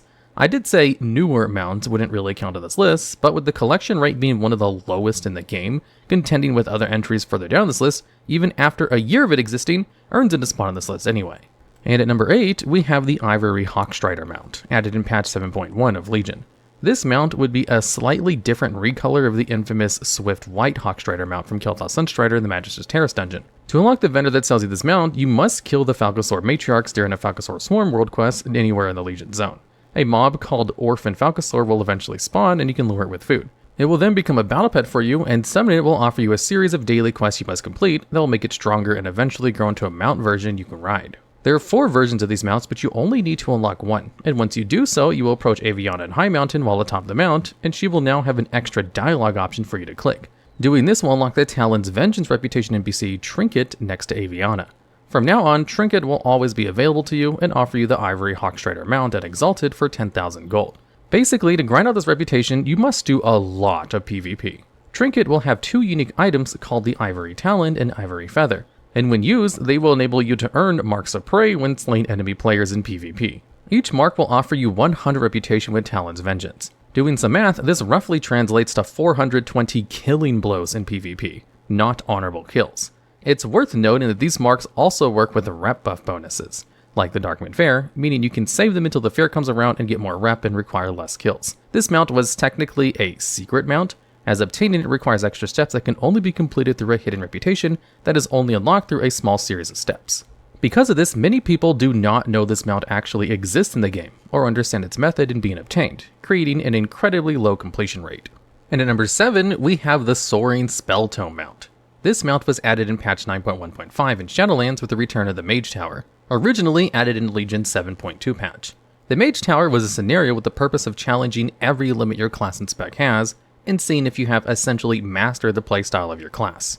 The challenges all depend on your current role and spec, so tanks, no matter the class, all have the same challenge as it was designed for the role of tanking. This also applies for healers. The Mage Tower is available for players 24/7 and can be attempted at any point. Obtaining the Spell Tome requires you to complete all 7 unique challenges, needing multiple alt characters. Depending on the current expansion scaling, this challenge could be relatively simple for more knowledgeable veteran players. There can also be times when this scaling is considered harder than it was originally in the game, which can create much more difficult experiences for players. Because a very large chunk of players are pretty casual, this mount has an incredibly low collection rate. Even for more learned players, the challenges can still prove difficult because it will need you to learn other classes and how they work in order to complete them, with the most able to be done on the character is a druid because they have 4 specs. Your class could also just have a harder time to actually do the challenge compared to other classes due to how the scenarios were made. For example, doing the tank snare on a demon hunter is miles easier than doing it on a paladin because one of the biggest threats of the challenge is being knocked off the platform and dying immediately. When a demon hunter can just glide back safely, it removes loads of difficulty away from the challenge and earns them the portion of the achievement much easier. The A Tour of Towers achievement will be given to you once you complete every unique challenge along with the mount, and you will have officially earned bragging rights. And at number 6, we have the Mossworn Soul Hunter. This mount was added on the release of Shadowlands as a rare drop from the Gorge Shadehound in the Maw. Within the Maw, there will be a rotation of 4 world events called hunts in the Beastwarren's location of the zone. These hunts would rotate with each other every 3.5 days, meaning 2 a week, and only one would spawn the necessary rare. In the Hunt Shadehounds event, the Gorge Shadehound can be spawned on a relatively forgiving spawn timer, depending on your server, and when killed can potentially drop itself as a mount. What makes farming this mount so annoying is that it can only be killed once every day that the hunt is up on that character, and you must then wait for it to rotate back in. This means that you could only get 26 attempts a year on this mount, and can be multiplied for every alt character you have that's able to journey to the Maw and locate the rare. Because Shadowlands is also over, a method that was formerly used to get quicker attempts was realm hopping. Realm hopping basically lets you change phases when you get invited by a player on a different server in the same zone as you. So if another server had the rare up and would invite you while you waited for yours to spawn, it would then show up and give your character its attempt. Without the method of realm hopping, as the Maw has much died down in player density, it makes obtaining the mount take much longer. To add on to this, it may also occasionally completely bug out. When the rare hits 50% health, it will run away deeper into the cave that you're fighting it in, and sometimes get stuck in the wall, evading every attack you make on it until it eventually despawns because the game thinks no one is engaging with it, ruining your attempt on that toon. With all these problems in farming the mountain mine, it has an incredibly low number of players that wish to farm it and actually have it. And at number 5, we have the Bloodfang Widow, added at the beginning of Legion with the Mad Merchant NPC. This mount isn't incredibly extreme in terms of steps to grind it out, other than just requiring you to have lots of gold. All you need to obtain this mount is a total of 2 million gold, and it's all yours. There's no reputations or secrets to this mount's existence other than just requiring a lot of your hard-earned money. To some, 2 million gold is nothing at all. To others, this mount can be an insanely long grind on them because they cannot understand the economy of gold sometimes. It really just depends on the kind of player you are when it comes to this mount, being one of the few spider mounts in the game and was also the only one for a long time. Some players may elect to just farm materials and sell them on the auction house, selling green items in large open world farms or boosting people through tough PvE/PvP content. Or you can just buy WoW tokens. Once you obtain your 2 million gold and are ready to purchase the mount, you must head to Dalaran and Legion and find the Mad Merchant. He appears as a gnome with a yellow robe and tall wizard hat and will say in the Yell chat, "Sparkles, fizzles, whiz-bangs ahoy." The music in Dalaran will also change to a more circus-themed sound, showing that he's up. His spawn time is very random. It can go days without showing up on some servers, but once he's up, he'll remain spawned for about an hour. At this time, you can just walk up to him and buy the spider for the 2 million gold you've obtained and learn your new mount. Because of the costly effort this mount introduces, and some players have never even hit above 200,000 gold at a single time, it earns to spawn this list, but is still relatively simple in earning. Even after 7 years of it existing, the mount still only has a less than 2% collection rate. It just depends on what kind of player you are. And at number 4, we have the world boss mounts from their respective expansions. This is the only entry on this list with multiple mounts tied together, as they are all incredibly similar in the method of obtaining and drop chance. Together, we have the Heavenly Onyx Cloud Serpent from the Shaw of Anger, Thundering Cobalt Cloud Serpent from Nalak, Cobalt Primordial Direhorn from Undasta, Son of Galleon from Galleon, Solar Spire Hawk from Rukmar, and Molly from the Doongorger Crowlock. To farm these mounts, you would need to go to the boss's respective zones, locate them, and kill them. Once killed, they have a very low chance of rewarding you with their mount. The world bosses typically have a spawn timer of about 15 to 30 minutes, and because realm hopping isn't the most effective way to farm these bosses, even when you reach the boss you need and are ready to get your attempt in, the boss might not even be alive and you'd be forced to sit and wait. Some players would actually reach the thousands in terms of attempts, and Blizzard would fortunately add a hotfix that increased the drop chance of these mounts, as a farm that has players stuck for over half a decade is clearly unfun for any party involved with it. Regardless of this increase, however, the drop rate remains low, and the collection rate of all of these mounts is in the less than 3% range across all WoW accounts. And at number 3, we have the Xerath Overseer. This mount would potentially drop for players upon the defeat of the Jailer encounter in Seplar of the first ones, and only on the Mythic difficulty. Due to the mount's restrictions in farming and age at the time of the script, Dragonflight 10.1.7, you are forced into asking other players for helping you in getting attempts in.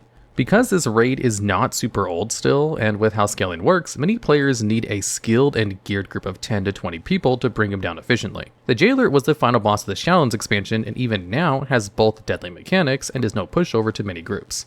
The Xerath Overseer is said to be a 1% drop chance mount, but you will find the most difficulty in getting a competent group together to actually defeat the encounter. Players have a tendency to join legacy content and expect an overall face roll of content as they mash random buttons and expect the boss to drop dead and give them what they want. In the Jailer's case, you still have to try, at the dismay of a lot of collectors. During phase 1 of the encounter, the boss will occasionally attempt to mind control the entire raid with a relentless domination, and it must be line of sighted with the pillars that are created by players. These pillars come from marked players of Rune of Damnation and will be dropped into empty pits around the room and shoot players back onto the platform and a pillar to LOS. Lots of people who collect don't have time nor really want to commit the effort for learning old content because that's not what they're there for.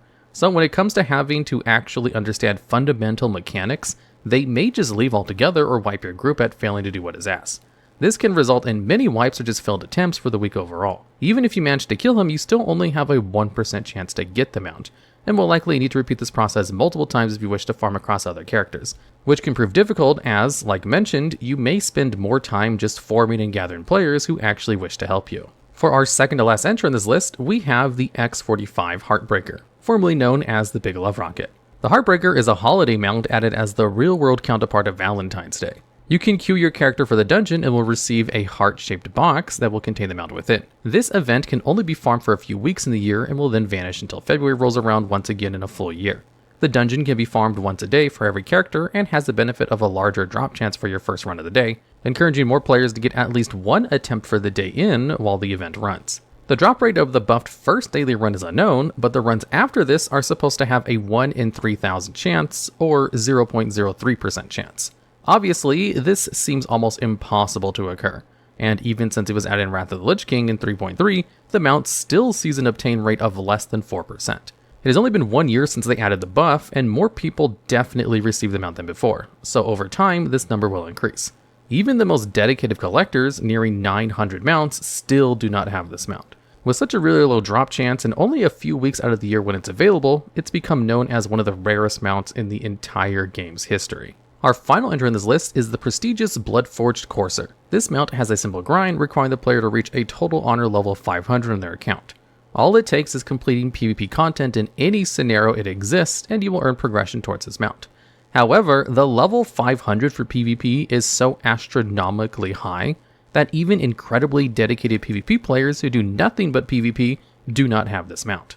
Honor is both a currency used to purchase PvP gear, but in this system, it's a level on your account that shows your prestige and commitment to the activity. Each level requires 10,000 honor total, and how much you net per win depends on the type of content you're participating in, but will be PvP regardless. To put into perspective how few players actually have this mount, even with the grind allowing account-wide progression and never losing honor, it rivals even Gladiator and TCG mounts. Gladiator mounts can only be obtained by achieving 50 wins at above 2400 rating in 3v3s. And before this method of mount was added in, you had to be in the top 1% of players in the entire bracket of PvP.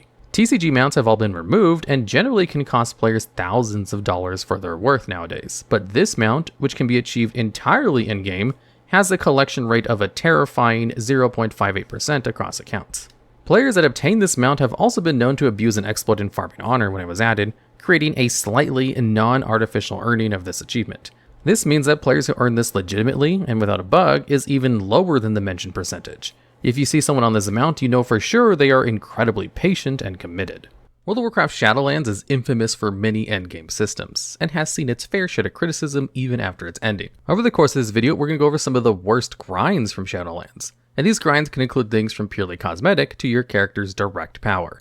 It will also be measured on how long most grinds took, or how annoying they generally were to the community to determine what is truly the worst. And at number 10, we have the Crypt Keeper title. This title was obtained through the achievement, The Accuser Avowed. It was a reward for completing a mix of 3 other achievements in the Revendred zone, and upon completion, it would bestow the title Crypt Keeper to your character. For the first achievement, Crypt Kicker, you have to open 50 atonement crypts within Revendred. In order to farm these crypts, you would need to slay mobs typically with a depraved tag in front of their names.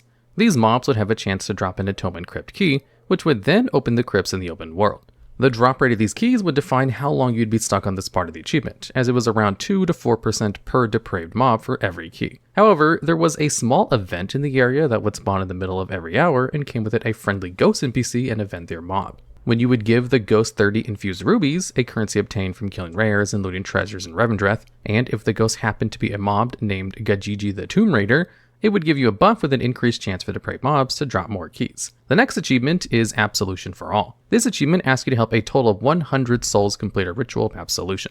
Basically, as you farm the depraved mobs from before, you will occasionally see friendly ghost NPCs named Fugitive Soul. If you walk up to one of these souls and interact with them, they will tether your character and follow you around. You can then take these souls to another NPC named the Avowed Ritualist. They usually spawn in groups of 4 and surround gargoyle-like statues in Revendreth, and will have a dialogue option when you have souls with you. Selecting the option will trigger an event as they begin the ritual for the soul you recovered, and hostile mobs will begin to spawn and attack you. The convenient thing is, once the ritual begins, you can leave and you will still receive credit for the achievement, but if you're looking to farm the side reputation for the Avowed, you can stay and help the soul. For the final step, you will need to kill 10 Inquisitor NPCs. In order to access these Inquisitors, you must do a 13-step long quest chain from the Accuser at the Absolution Crypt. Finishing the questline will ask you to kill Inquisitor Treyan, an NPC needed for the achievement. Typically, it is ideal you begin the questline before beginning your farm for the title, as it will make the mobs you already grind eligible to drop Inquisitor Synstones. These Synstones are used to summon the very mobs I need to kill for the achievement, but we can also purchase these Synstones from an NPC named Archivist Fane. For 100 Synstone fragments, the currency obtained from killing a depraved mob, he will offer you a base Inquisitor Synstone. For 250, he will offer you a High Inquisitor Synstone instead. In the case he gives you a Synstone of an Inquisitor you already have, you can delete the item and turn it into a batch of fragments from a new attempt.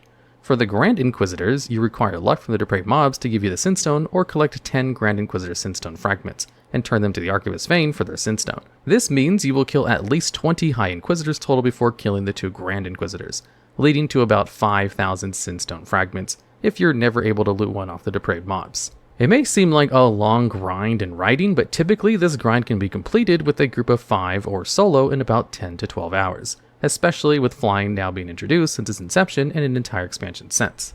And at number 9, we have renown farming. From the beginning of Shadowlands, you would be prompted to select a covenant after completing the Maw intro questline. There were 4 covenants in total, each providing an all-class ability depending on which one you selected, such as Fleshcraft for Necrolords, a channeled shield ability. They would also provide an ability special to your class, like the Mind Games ability for Priest if you select the Vent there as your covenant during Shadowlands. These abilities all had their niche uses, and some were just definitely the better option than the other 3 combined, creating a balancing nightmare for Blizzard. If you had wanted to switch covenants ever prior to patch 9.1.5, you would be embarked on a 2-week-long questline in order to gain the trust of the new covenant. This was an issue at the time because each covenant had their own track of renown. This track would be upgraded twice each week from the launch of Shadowlands to a maximum of 40, until patch 9.1 where it was bumped up to 80. The quests to unlock the track were relatively simple. Farm 1,000 anima and free 10 souls from the Maw/Torghast. However, when switching covenants, all progress you had would not transfer over to your new covenant. You would need to start over and inevitably be behind everyone else because they made the decision not to switch. This obviously brought anger towards the player base at the time, as the renown track was directly tied to your character's power. Every so often, the renown track would allow further increases to your Soulbind's pseudo-talent system. Soulbinds were mostly passive talents tied to your power, providing stat buffs or cheat death procs for certain choices made. These problems were further amplified when the track was increased to a total of 80, making it even more difficult to swap when you so desired to do so. This grind wasn't all that consuming if you remained within your covenant through every patch, but with every balance update and changes to the current legendary system at the time, people expressed their frustration in having to literally need a whole other version of their character in order to do content as different as raiding and Mythic Plus dungeons. Thankfully, however, in patch 9.1.5, it was made so you can swap between covenants freely once you hit a renowned 80 with every covenant on at least one character, making this switching process account bound. And at number 8 on this list, we have anima farming. Anima was a resource added in the very beginning of Shadowlands and was used as a universal currency for almost all cosmetic items for every covenant. These cosmetics varied upon many things, like transmog, mounts, and weapon illusions. Upon choosing your covenant, you'll begin to obtain anima from all of Shadowlands zones. This currency can be rewarded through killing rares, looting treasures, doing raids, Mythic Plus, rated and unrated PvP, and world quests. The issue was, for the longest time, anima was given in such scarce amounts. It would take many hours or even days of grinding endlessly to get even close towards the cosmetic you might have sought at the time. This created a very quick decline in motivation for many collectors, as the efforts you gave almost felt hopeless. For perspective, in the beginning of Shadowlands, if you wanted to have every cosmetic armor set for each armor type, that would require 16 very high maintenance characters at max level, grinding daily for your rewards, as you couldn't swap covenants between one character yet. It would specifically need 4 plate wearers, 4 mail, 4 leather, and 4 cloth, one of each covenant across. For the Night Fae plate set for the Renown vendor, not accounting for the grateful offerings of your carrying Renown, it would be about 25,500 anima in total without a weapon. It ended up creating an incredibly time-costly efforts for high-tier collectors, turning WoW into its own job arguably for some. Even towards the very end of Shadowlands, players continued in collecting items that had existed since the expansion's release, truly defining how lengthy the process could be for the casual player. And at number 7 on this list, we have the Cypher console panel, otherwise known as Pokopok. This system was released in patch 9.2 of Shadowlands and was unlocked after completing chapter 3 of the campaign questline. This console was used to help improve the outdoor experience of Zereth Mortis, meaning that if you were strictly a Raider or Mythic Plus player, you could ignore this system entirely. This system introduced a new currency called Cypher the First Ones, and would be used to upgrade the console. These upgrades would range from more daily and world quests in Zereth Mortis, increasing the speed you obtain the Enlightened reputation, and by proxy, our second legendary belt item, and equipment item level increase in Zereth Mortis. This currency this system used was typically in pretty low amounts, and even when you would obtain the necessary amounts to upgrade your console, the upgrades themselves were locked behind a time gate. Some research upgrades take as long as 5 days and 18 hours, and are completely required in order to unlock the protoform synthesis, which we'll talk about later. For the casual player, this system can seem like a massive task to undertake, but with the progression it offers and changes throughout its existence, many of the cosmetic achievements tied to its process just required a lot of patience. The system also wasn't account-wide, meaning when you began an alt during the current and wanted some decent catch-up gear or needed to farm the rep for the crafter's marks, an item that turned profession crafted gear into better item level versions of itself, you'd be met with weeks-long grinds. And at number 6, we have Korthia, the new zone added in patch 9.1. With the very first patch of Shadowlands, players would be prompted to journey into the mysterious land of Korthia, a land lost in the in-between, brought to the Maw by the jailer. This zone brought with it a heap of content, including a new progression of mounts, gear, and reputations. The most notable feature of the patch was the long-awaited inclusion of using mounts in the Maw. Now, the reason the grind in the zone was so annoying was a mix of reasons.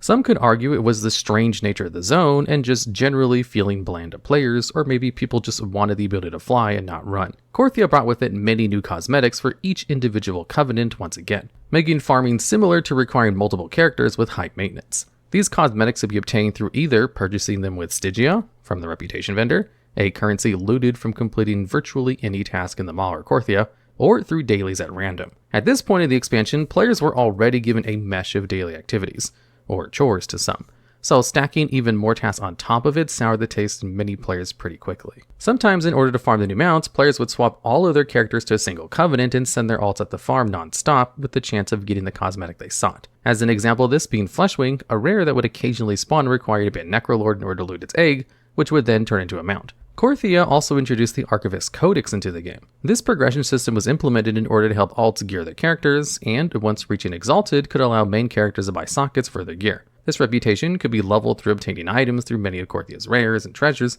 and turning them into an NPC that would reward the reputation. Unfortunately, the end result of this catch-up mechanism was typically received poorly, as for each character you would need to start the reputation grind all over again, and led players to never even attempt the cycle more than once or twice.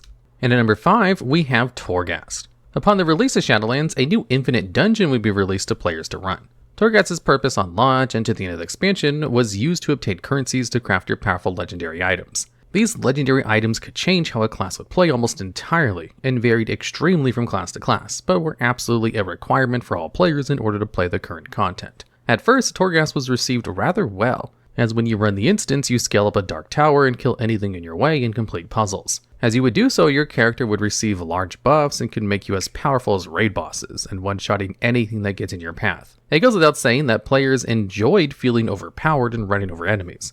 Torghast came with many layers of difficulty, up to 16 different versions by the end of the expansion, and with each difficulty level, the higher the rewards. In the beginning, if you had managed to die too many times, the Terragru, a boss for even some of the best anima power-ups could not handle, would show up and force you out of the instance. Runs already could range to 30 to 40 minute range, and potential of failing and having to completely restart and lose on your required currencies added an extra anxiety to many players. Now, the problem set show from the start is turning this fun mode into a requirement for everyone. If you wanted to do better DPS, healing, or be a better tank, missing out on your legendary was the easiest way to remove you from groups. This fun activity had turned into a chore and served no real purpose outside of creating your legendaries. In addition, Torghast was originally tied to a weekly lockout, and would not allow you to spam run it in the scenario you needed for the multiple legendaries for certain places. In patch 9.1, a new currency was added on top of the already existing Soul Ash called Soul Cinders, requiring players to run it even more. During this patch, a new item called Box of Many Things was added to the game, and upon completing Torghast runs, you would now receive another currency. This currency was used to make your character stronger in a very passive way as you do your Torghast runs, such as always providing your character with stronger anime power options and so on and so forth. Ultimately, they would remove the weekly lockout and add cosmetic rewards, such as shoulder transmogs and weapons, and even new modes of Torghast that would award mounts and titles. And at number 4, we have the Venari reputation. As you make your journey through the Shadowlands and progress through the story the first time, you will eventually be prompted to head back into the Maw and meet the broker character Venari. She is the main reputation for the zone, and her purpose is to help your character get around the terrors of the zone without dying. Most of the improvements you would give to your character were purchased with the Stygia currency, and naturally through reaching her high reputations with her. She also provided upgrades for making Torghast runs easier. The main problem with farming her reputation compared to others was the simple fact that in the Maw, a rather large zone, you could not mount. In modern WoW, players had grown so used to their speed and being halted to their 2 legs, shifted the pace at which they had grown accustomed. To grow Venari's reputation, you must complete world quests, kill rares, do dailies, and most importantly, not die. Dying would cause your character to lose half of all of your current Stygia, and dying a second time before recovering the last amount from your body would cause it to be lost for good. There was also a mechanic in the Maw called the Eye of the Jailer. This mechanic made it where the longer you stay in the Maw and continue to earn reputation with Inari, the more the jailer would take note of your presence, sending in more annoying affixes to try and kill your character as you do your usual activities. A reputation wasn't exactly required, but when it came to long-term quality of life additions to your character in both the Maw and Torghast, the already required instance run and overall gloomy nature of the Maw added to the negative impact her farm had. Eventually, they'd even add a Paragon reward to her, an End of Exalted Goal, that would reward a mount. And at number 3, we have the Protoform Synthesis system. This was added in patch 9.2 of Shadowlands, and with it came the option to craft your own mounts through a profession-like system. The gist of the system was you would use a new crafted material called Genesis Motes, and collect various other materials across both the open world of Zereth Mortis and the current raid, Settler of the First Ones. There were multiple versions of the many creatures you would encounter in Zereth Mortis, as options to become mounts, and these same creatures would have a chance to drop the lattice you would require to create them. For example, to create one of the frog mounts, you would need to farm the frog mobs for the buffooned lattice. On top of that, there were rare reagents necessary for the recipe that could only drop from very certain instances or NPCs. These could take upwards of weeks to months to obtain, as some were locked behind a boss in the current raid with an already low drop rate, being the tools of incomprehensible experimentation. Depending on your RNG, you could be over with this grind for the mounts relatively quickly, but it also had the addition to craft new battle pets for you. These required glimmers dropped from similar mobs based on the type of pet you wanted. So, Glimmer of Cunning for the spider pets. Once you finally farmed the required materials for this long grind and had unlocked the console through a short questline to access it, you will still need the recipes for each unlearned mountain pet. These recipes typically were obtained through rares, treasures, the current raid, reputation, and the Cypher the First One's console achievement rewards. For perspective, this system alone required many systems to be completed prior to starting the grind, and would leave completionists stuck on it for months at a time. The Protoform Synthesis would also tie the entire Cataclysm expansion in total mounts at 24 that you could obtain. Coming from just a single patch and bringing with it so much work, I think it merits a spot on this list. And at number 2, we have the Abominable Stitching minigame for the Necrolord Covenant. In Shadowlands, every Covenant had their own minigame that could be unlocked and upgraded over time with the Covenant Sanctum Facilitator. These upgrades would take a heap of your animate Forgotten Souls obtained from the weekly in the Maw.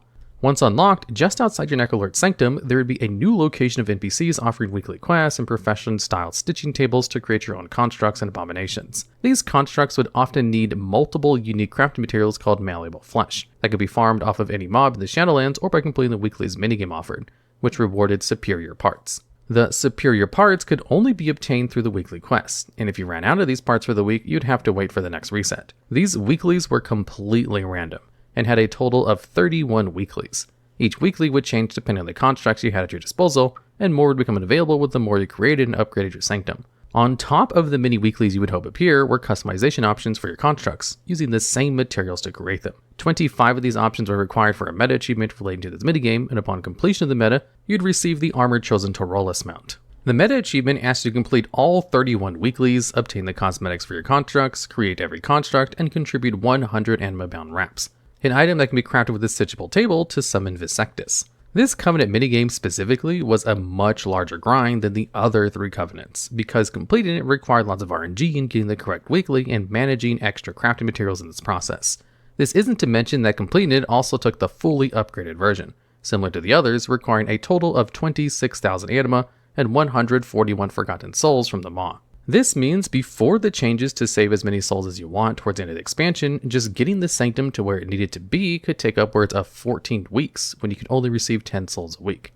Even after all this RNG and likely months of grinding, you would have the option to purchase the cosmetics the minigame offered, and if you wished for the armor tint on every armor type, it would total around 176,000 anima and 600 souls, should you start at the same time as your main. Needless to say, it blows all the other Covenant minigames out of the water in terms of work and time synced into for full completion. And at number 1 of the Shadowlands grinds, we have the infamous Veilstrider title, also known as the Back from the Beyond achievement. Blizzard has followed a track record since BFA of adding all expansion meta achievements that goes over all the content the expansion has to offer. These achievements are usually removed by release of the following expansion and become feats of strength that reward a high tier title to the player. Shadowlands was no exception, and included this same formula. With Shadowlands already being an incredibly grindy endgame expansion, the criteria that was required for this meta were high. To start, you would need to complete every Shadowlands raid in full, killing every boss on any difficulty, LFR included. You would then need to complete every single dungeon on Mythic difficulty, and the Mega Dungeon at the time specifically had to be done on its hard mode on Mythic difficulty. Hard mode could be triggered by obtaining a specific necklace with your group. This necklace was purchased from an NPC in the dungeon, and you would then trade this necklace with a different NPC which would give you fake credentials, the neck piece required to start hard mode. You would need a fresh instance, but once completed, you do the dungeons normal with the added mechanics and difficulty. When it came to covenants, you would need to complete each campaign from all 4, raise them all to renown 80, unlock rank 3 of the Covenant Sanctum options for any covenant of your choice, and complete the Shadowlands Dilettante achievement. This achievement required you to complete the meta achievement of the Necrolords, defeat the first 8 trials of loyalty for Kyrian, host every guest available to you in the Ember Court for Venthyr, and earn the exalted status with Mary Mosmus from the Night Fae. Each of these grinds had their own gimmicks and styles, and talking about them would be an entire video on its own, but the process regardless was time consuming and required alts oftentimes. After this, you would need to complete the campaign storylines of both Match 9.1 and 9.2, complete all of the Maw achievements listed in Walking in Mawfis, complete 4 out of 9 Covenant Assault Quest achievements, and finally complete all of the Zereth Mortis achievements from A to Zereth. The Maw achievements ask you to unlock at least 5 of Venari's open world upgrades, kill all rare and rare bosses in the Maw, complete every special encounter of the Maw, do all 4 of the hunt types, earn Exalted with Venari, free 200 souls, and fully explore the Maw. Just to put into scale, this is only about slightly over half of the criteria necessary for completing the meta achievement, and we haven't even begun to go full in depth of the achievements necessary within Torghast and Zereth Mortis. Thankfully, for some players who either didn't have time or forgot certain achievements for the meta, the first few weeks of the Dragonfly expansion, this achievement was actually bugged, allowing players to continue farming for the title with much better upgrades and gear, and overall being a higher level. Overall, even by patch 9.2.5 of Shadowlands, the Veilstrider achievement could take even the most hardcore players months upon months of farming to receive this feat of strength. Since Cataclysm, Blizzard has allowed players to fully customize their character's appearance with any piece of armor and weapon, so long as it is allowed for their armor and class type. It's been innovated upon for many years since its creation, and the modern Arrow transmog has created insane farms for the most specific armor pieces to play dress up with. Throughout this list, we're going to go over some of the hardest transmogs to farm in WoW's current design. Starting us off at number 10, we have Apron Tabard from Mists of Pandaria upon the completion of a Present for Teacher quest. In Mists of Pandaria, there is a sort of profession-styled minigame related to cooking in the form of the half-healed daily cooking quest in the Valley of the Four Winds. Essentially, you would start your task by speaking to the Sunction Ironpaw NPC, and she will tell you to slice some peaches for her. She will also be the one to teach you all the brand new recipes to make the food for this exact space, so we'll call them sub-cooking skills. Once you do so, she will task you to speak to every other master in the area and learn from them how to cook in their unique ways. There is the master of the brew, oven, wok, steamer, pot, and grill. All of these NPCs have a final recipe that must be learned and then made in order to complete the To Be a Master quest. In order to gain skills with these masters, you'll need to complete a series of daily quests for them, slowly increasing your skills for them each day. Although sometimes not every NPC has a daily, so some of the masters' techniques will be learned slower than others. As you complete their tasks, the masters will award you with Ironpaw tokens, which are necessary for purchasing unique and special items from the Nam Ironpaw NPC, the quartermaster of this special reputation. Although all of this is not to be confused with the Tiller's reputation, a completely separate reputation that will not grant you progress towards the Apron transmog.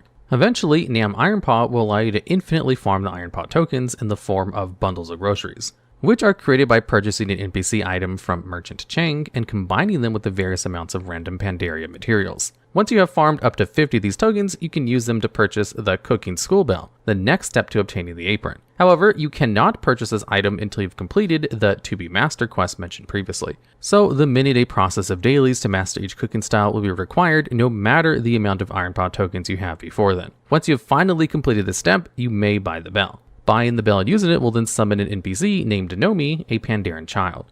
Nomi will offer an arrangement of special daily quests you must complete for nearly 40 days before considering any reputation buffs. After you reach Exalted with Nomi, again an entirely different reputation, he will offer you a Present for the Teacher quest, which will award you with the Apron Tabard, finally.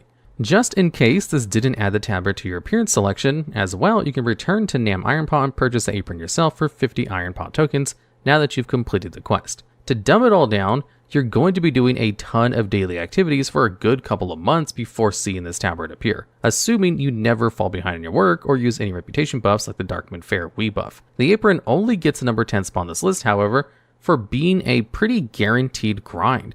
as many of the other entries soon to come on this list are heavily reliant on RNG and have left people stumped for years. This tabard can at least be completed with dedication, but has a very long commitment time compared to almost all of the transmogs with a similar type of fashion. And at number 9, we have transmogs obtained from the salvage cache of goods. In modern WoW, there's a function to enable party sync with members of your group. This will basically scale everyone down to a current level, the leader of the party, and allow members at higher levels to replay quests that had previously been done with their party leader. It was added to incentivize more group play in the old world and give people split up by large level gaps something to do together without the need of just spamming old dungeons or having to catch up on the quests that they're ahead at.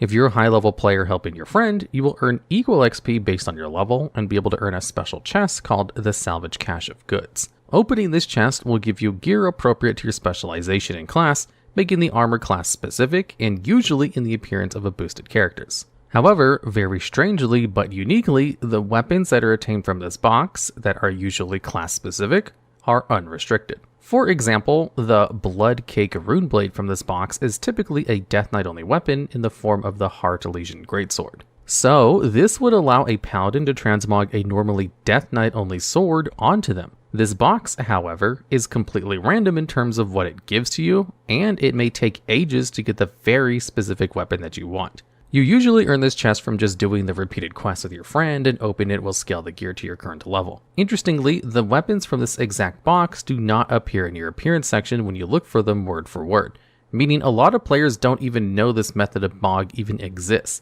If you're a collector who's going for every single weapon in these boxes, who knows how long you'll be stuck, as you can get duplicates of items you already have. So there's no real way to ensure you will at least check off each weapon as you go. Another example of these weapons is the Restorative Ashwood Staff, which is typically reserved for druid players. Although with this method, it can now be transmogged on a class like priests. A few things to note: if you have XP gains turned off, you will not be able to earn boxes. So any twink characters to speedrun this method will not work. You can, however, just turn it on as 2 lower level characters in the same expansion zone and both get the boxes at the same time, usually per quest. But there's no guarantee for each quest and what will drop from the chest. It is number 9 on this list for being relatively simple to replicate and farm, but is higher than the Apron for being completely inconsistent in terms of numbers and duplicate versions of old ones you have already. You also have to be the appropriate spec to equip the weapon. So if you wanted the Frost-Etched Runeblade, you would need to be a Protection Paladin, Fury or Protection Warrior, or Frost Death Knight, and only those few. Again, it really just determines on your draw, but 12 times more, varying from every class except Evokers. And at number 8, we have the Pauldrons of Zakul from the Eternal Palace. Tusk of Manaroth and the first Satyr Spaulders, the Spaulder pads from the second to last boss, Zakul from Eternal Palace, were highly coveted pieces of shoulders for their very unique appearances and low drop rates. It's very uncommon for Blizzard to allow you to transmog the shoulder pads of the very boss you're fighting, and especially so when they look as nice as Zakul's shoulders or Tusk of Manaroth, which, spoilers, does not make the list. When it comes to farming Zakul's transmog, you must fight him in heroic or mythic mode, as normal and LFR do not have it in their loot tables. The difficulty in farming this piece comes in a few methods. One is that the boss just before Zakul, the Queen's Court, requires at least 2 people to bring down. The reason for this is because if the 2 bosses are right next to each other, they will take no damage, meaning you must have an effective way to split them apart to damage them, thus 2 people. The damage needed to bring these bosses down with just 2 people isn't that difficult for a well-geared player, currently Dragonflight 10.2.5. So most people will not struggle if they have a friend to help. The biggest problem with these shoulder pads is that they have an insanely low drop rate, likewise to the shoulders mentioned earlier. So once you reach him and manage to bring him down, it'll play out like many sought out pieces of transmog do and require the RNG gods to help you. A speculated 0.21% drop chance, according to Wowhead. It also is only a played item, so the only way to add it to your appearance is a Paladin, Warrior, or Death Knight, significantly bringing down your attempts for the week depending on what you play. Thankfully, you can get 2 attempts per character via the Seal of War-Torn Fate, an item that allows you to roll the entire loot table of the boss a second time for a potential second piece of loot. There is also the chance you simply get Azerite power, however, and not actually benefiting at all from it. You can actually lockout share this boss, meaning if you clear all the way to Zakul and do not kill him, but have a friend invite you after, you can swap between multiple different alts and quickly get attempts in so long as your friends do not also kill Zakul on the character, significantly reducing your time needed to reach Zakul, as Eternal Palace never had a raid skip that brought you directly to the last few bosses of the instance like many other do in modern WoW. This method only works on heroic mode, but not mythic. Basically, depending on your RNG and willingness from your friends, you'll be farming these shoulders for a very long or short time.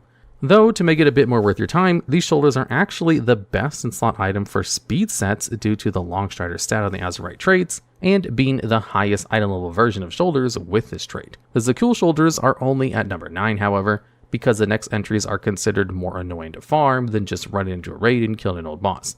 And any drop dealing with RNG can be completed quickly if you are lucky, or never. It just depends on the draw. And at number 7, we have the Glazer, a BoE drop from the Stormsong Valley NPCs in Battle for Azeroth. This item was incredibly simple to farm and only has one true spawn point to the right of Benedem. It can only drop from 2 mobs called the Flowing Honey and Bumbling Meat. Basically, any of the honey-like NPCs in the farm can drop the rare cosmetic. The farm comes in that there's no real way to hyper-spawn this farm, a technique typically used to make mobs spawn incredibly fast. In order to do this, you just need to kill everything in sight so fast, it makes the server respawn them in order to reach a certain mob count for the area. Plus, everything is pretty spread out, so you can't just AFK in one spot super effectively either. The drop rate, however, on this item is insanely low, almost non-existent, as you can just go many hours without seeing yourself or your friends looted if they're present. Around 57 drops have been made on 1,664,721 record kills of the mob. You may never see it at all in reality. It's one of the rarest world drop transmog pieces and often catches hundreds of thousands of gold in value in the auction house. But because of the fact you can just purchase it for a massive heap of gold, it loses some points. But that also just adds to it, as not many people are willing to drop tons of gold for a single piece of transmog. Just kill mobs and hope for the best results. It's definitely worth the farm, as it's an appearance like no other in WoW. It certainly scores you a large amount of gold. But like any drop, a little bit of luck will go a long way. And at number 6, we have the World Defiler and the Fellslinger sets. These sets were exclusive to only plate and cloth classes and were added in patch 7.3 of Legion. They were items that could be looted off of special rares and treasures within Argus, depending on your zone for each. They are highly sought after sets for the unique style, making your character appear as a sort of Burning Legion commander, but its drop rate and annoying method of farm has eluded many collectors for years to come. For the World Defiler, the plate set, these items could drop from the rares Commander Indaxis, Talistra the Vile, Turek the Selector, Khazad-dûm, and Commander Vakaya in Korkron. Mistress Elendra would be available in the Untorn Waste. Each of these rares often had long spawn times, but not shared, up to 4 hours or more. They could, however, be World Quest mobs, and they would equally drop the loot that way if they were World Quests at the time you decided to farm them. You can also obtain the pieces by farming any treasure chests in Korkron, but they are significantly low drop chance. You may also unintentionally get duplicates of items you have from the set. So if you needed the chest piece last, it may take ages before it finally showed up, and you've gone through many different helmets already. The same method was applied for the cloth set, but with less rares. The only rares were Admiral Ralvar, Void Warden Valseron, and World Splitter Skull, found in the Untorn Waste. You needed to farm treasure chests in the same zone as well. You just go around looting chests in the respective zones and kill the rares when they're around and hope for the best. The issue was these chests are pretty spread apart, and you can spend a great deal of time looking for just one. And even when you finally find one, it's a small % chance that you'll actually get the mog. Even when you do get the transmog, is it even the right one you need? You could be searching for the helmet for who knows how long. Generally, this can be done solo, so it's not as bad a farm as players are used to, and can be done pretty much infinitely. It just depends on your patience. Considering the cloth set has less rares to obtain it in full, it's technically harder to farm than the plate set, as it gives it less sources to complete the entire thing.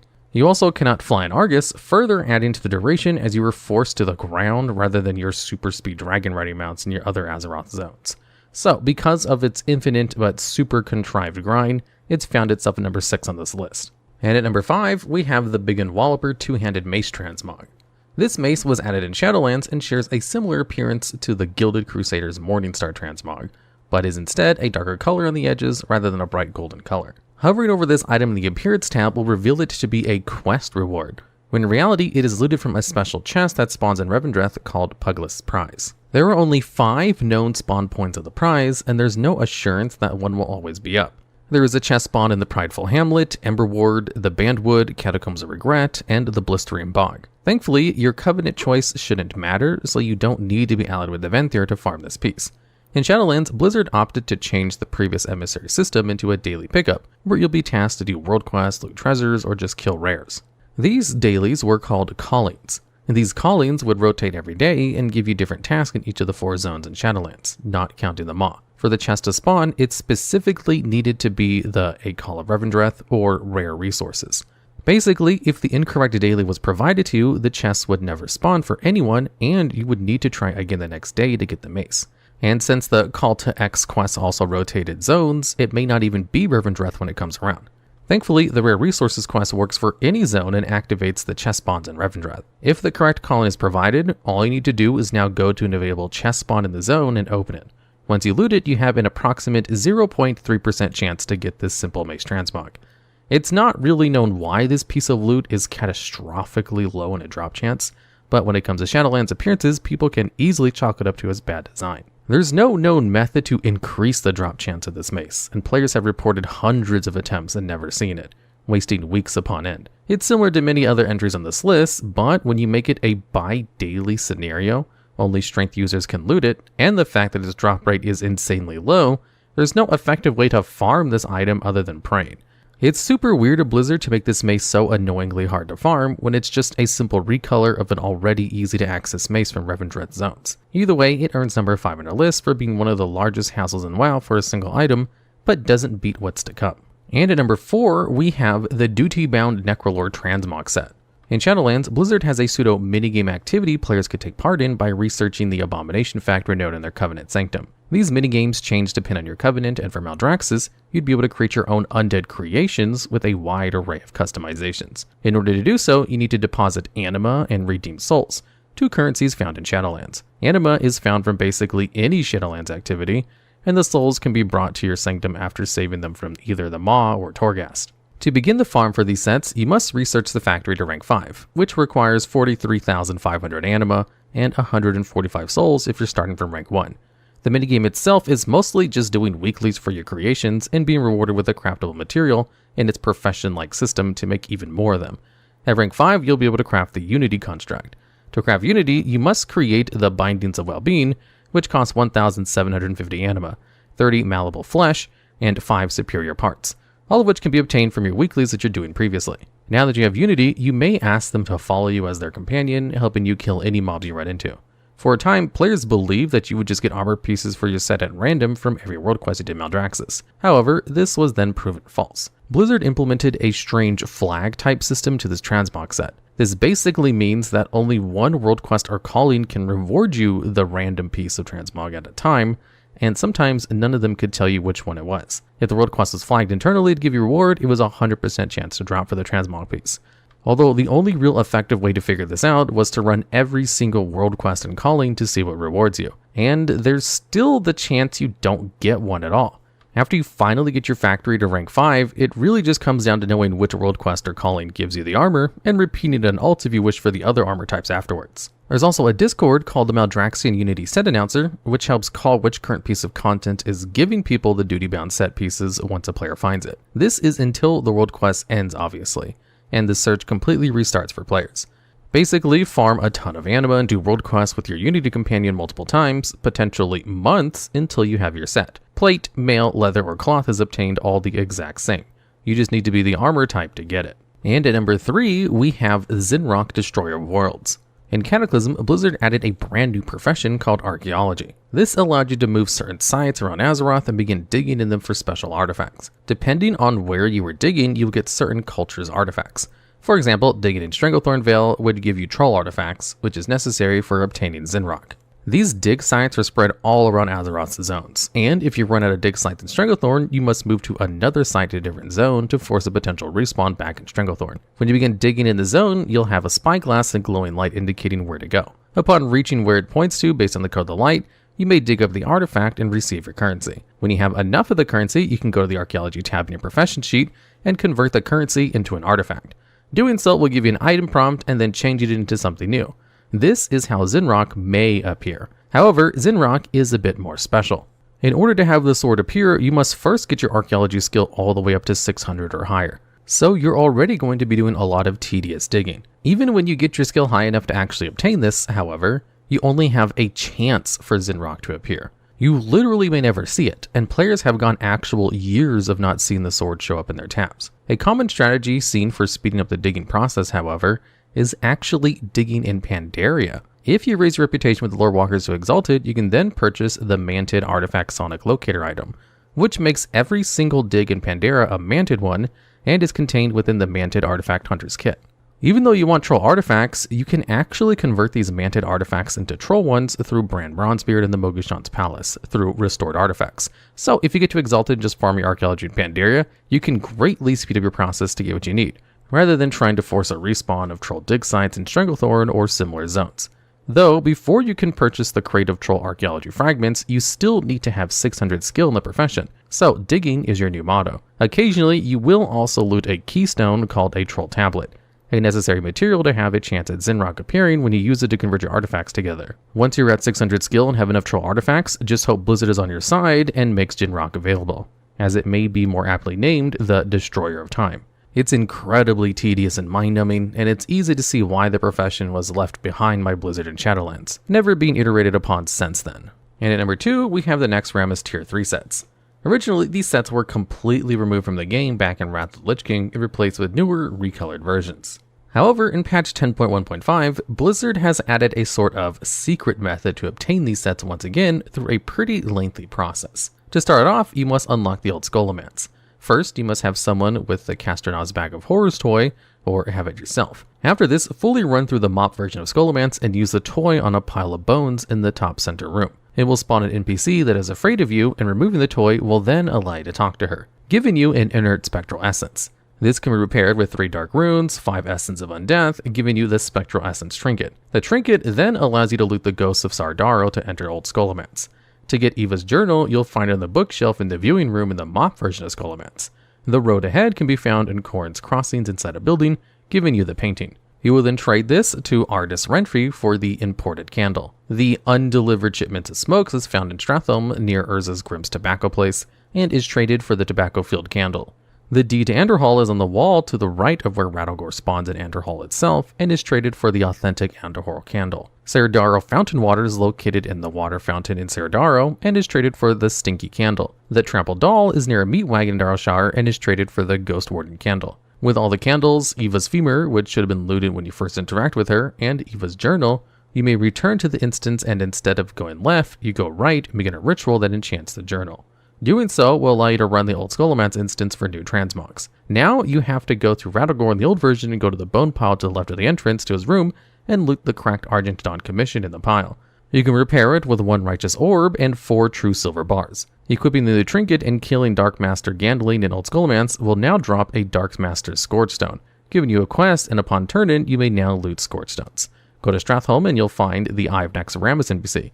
Killing it will give you the Ward of Naxxramas to give you True Sight for 2 minutes. You must now locate the entrance of the Crusader's Quarter and crush the ward. Next, throw some Stratholme Holy Water at the portal that opened ahead to the left, and you'll receive a debuff called Sleight of Hand. You now have 5 minutes to run all the way to Lord Arya's Rivendare and kill him. If you make it in time, there is a Hand of Naxxramas NPC that you will use your trinket to burn. You must then return to the Archmage Angelo de Stantos in Light's Hope Chapel and tell her what is happening. She will then give you a quest to unlock the old version Naxxramas, depending on your standing with the Argent Dawn reputation. If you're neutral, you'll have to go back and find some more Scourge Stones to obtain a high reputation with Argent Dawn, as you must be at least honored to complete the quest. You may now enter the old version Naxxramas by clicking a ward located near the Plaguewood, allowing you to loot all the old weapons and transmogs of the instance. However, to get the Tier 3 gear, there's still some more steps, as you actually have to craft it yourself. To traverse the instance, you must create the makeshift grappling hook by using Ferlina's sewing kit, the Construct's hook, and the Abomination chain. You will have to go to Thaddeus's room and then grapple above it to speak to an NPC goblin named Zaket's Skull Smash now. You must have Stratholme Holy Water to throw it at him to wake him up, and he'll give you the quest to give him Scourge Stones. These are obtained from bosses in Stratholme, Skullomance, and Naxxramas. To complete the quest, you must wake him up with Holy Water again. Completing the quest will have him move to a center ring of the instance and allow you to exchange Scourge Stones for Death Bargaining Chips. Now, these bargaining chips can be used to purchase Dented Raider's gear, which, when used, has a chance to be Lamented Crusader's armor. This armor is required to craft the old Tier 3 sets. To actually craft them, you're going to need a lot of gold, some RNG, and someone who already has a fully finished Tier 3 set, either from vanilla or from this method. Once you have obtained a Lamented Crusader's armor piece, you must repair it using something like the Undeath Metal, which is specific to the plate tier. This is where someone already with a set comes in, as only they can craft this material. Once you have the armor, you can purify it using Phylacter Weave and Righteous Orbs. Phylacter Weave can drop from dented Raider armor pieces or be bought for 2,000 gold each. A complete set of tier 3 will require you to have 1,400 Phylacter Weave, or 2.8 million gold and 80 Righteous Orbs. Basically, you're going to be spending a lot of time killing Exoramus, Scholomance, and Stratham bosses, while simultaneously dropping a ton of gold for your tier 3. It's an incredibly unique method of obtaining, but is one of the hardest pieces of transmogs to obtain currently in the game. The person you find to craft your armor may even charge you for the service too. If you put yourself to the task, be prepared to sink a ton of gold, time, and effort for your old Naxxramas sets. Thankfully, everything mentioned is unlocked for your entire account once done. So if you have a ton of alts on the same class, you could farm your set all in one go. It would rank itself higher in this list, but because of the complete uncertainty with the future entry, Naxxramas tier 3 is a bit lower at number 2, because commitment can send you to your goal faster than what is next. All the while, you're earning previously unobtained transmog from runs too. And at number 1, we have the Uldaman Super Rares. This entry is super simple in terms of grinding, and it's literally just killing all mobs, including bosses, in the Uldaman instance.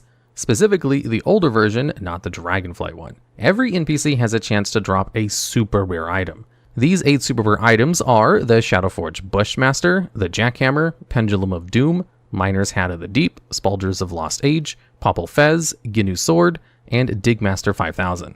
These items are actually so hard to loot off the mobs that the last recorded instance of the Jackhammer appearing on the auction house on Moonguard, a popular server to vendor transmog for high amounts of gold, was on January 10th, 2023, over a year at the time of the script, February 18th, 2024.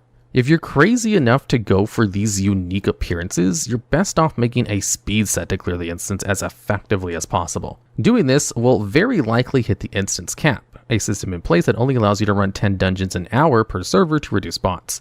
But it's still the best method. If you do actually manage to get one of these items, you can sell it on the auction house for millions of gold, as the Spaulders of Lost Age typically go for nearly 5 million gold or more due to how rare they are. On some servers, they may not even exist because no one dares to run Uldaman that many times, creating an infinite economy if you get your hands on one. You unironically probably have a better chance of winning the lottery than looting any of these items.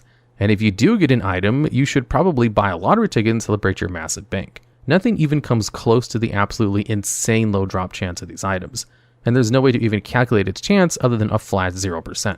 Just seeing any of the drops on the auction house itself is inherently rare because of how infrequent they are. So if you're willing to drop millions of gold on old classic resolution items, if it even exists on your server, more power to you.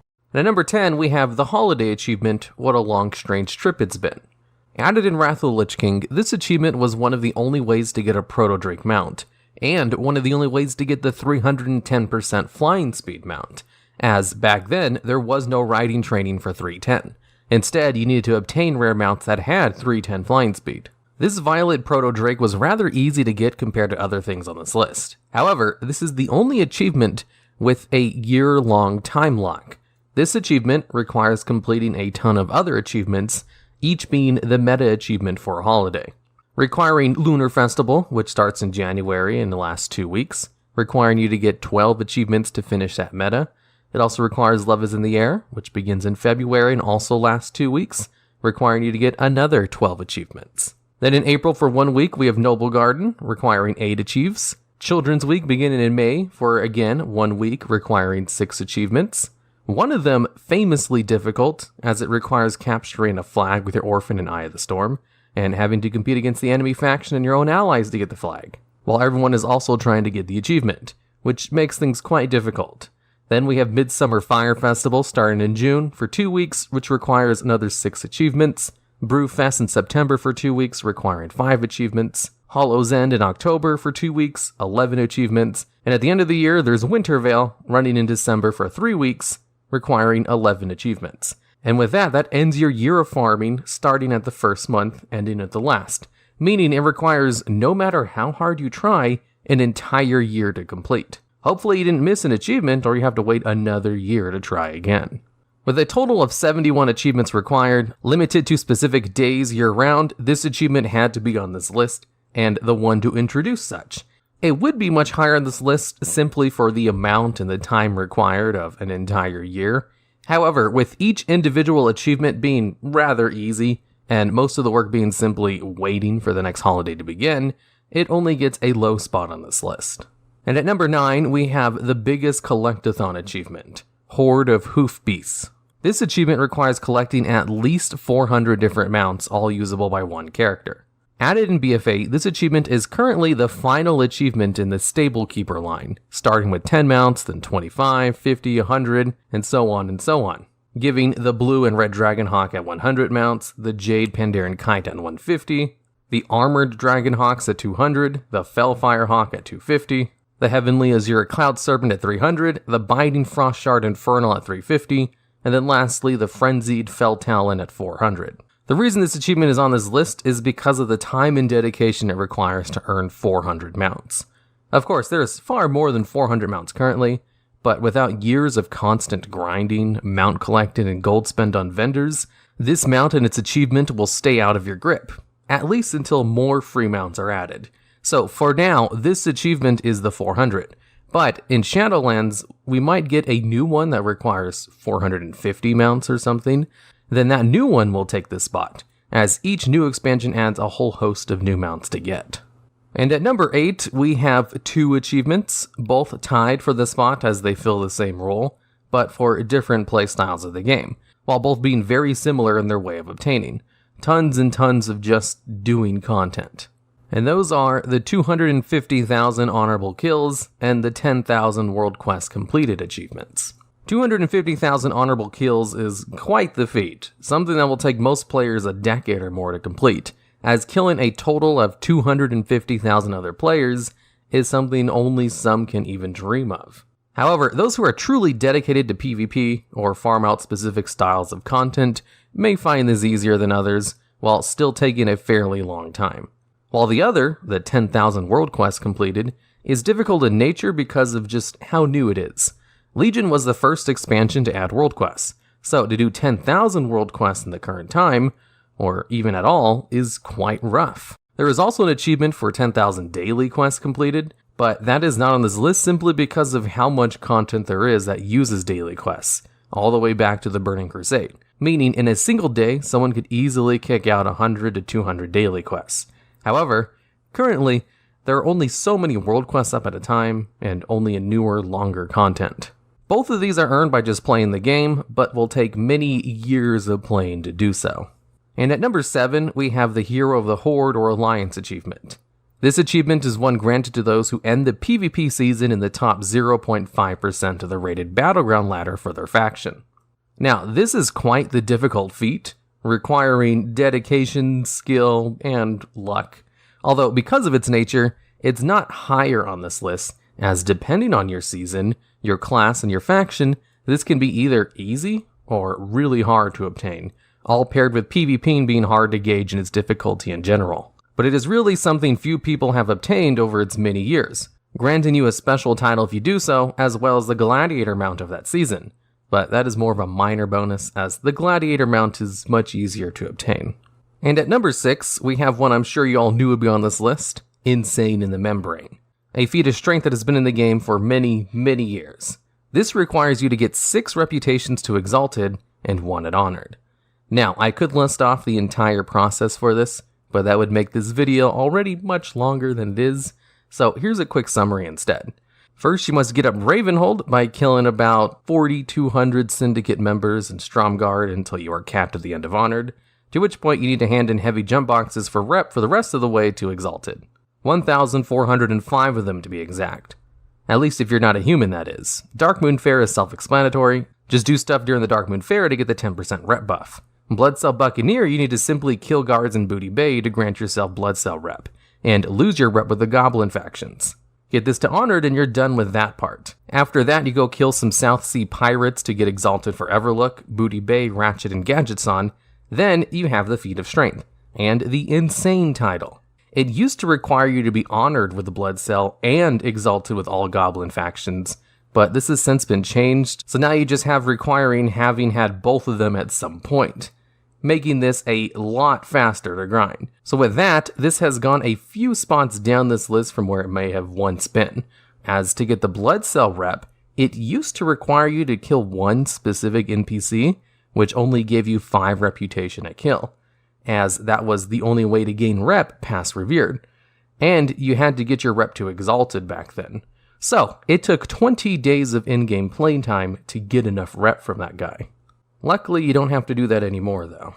And at number 5, we have the PvP achievement Khan, and another like it.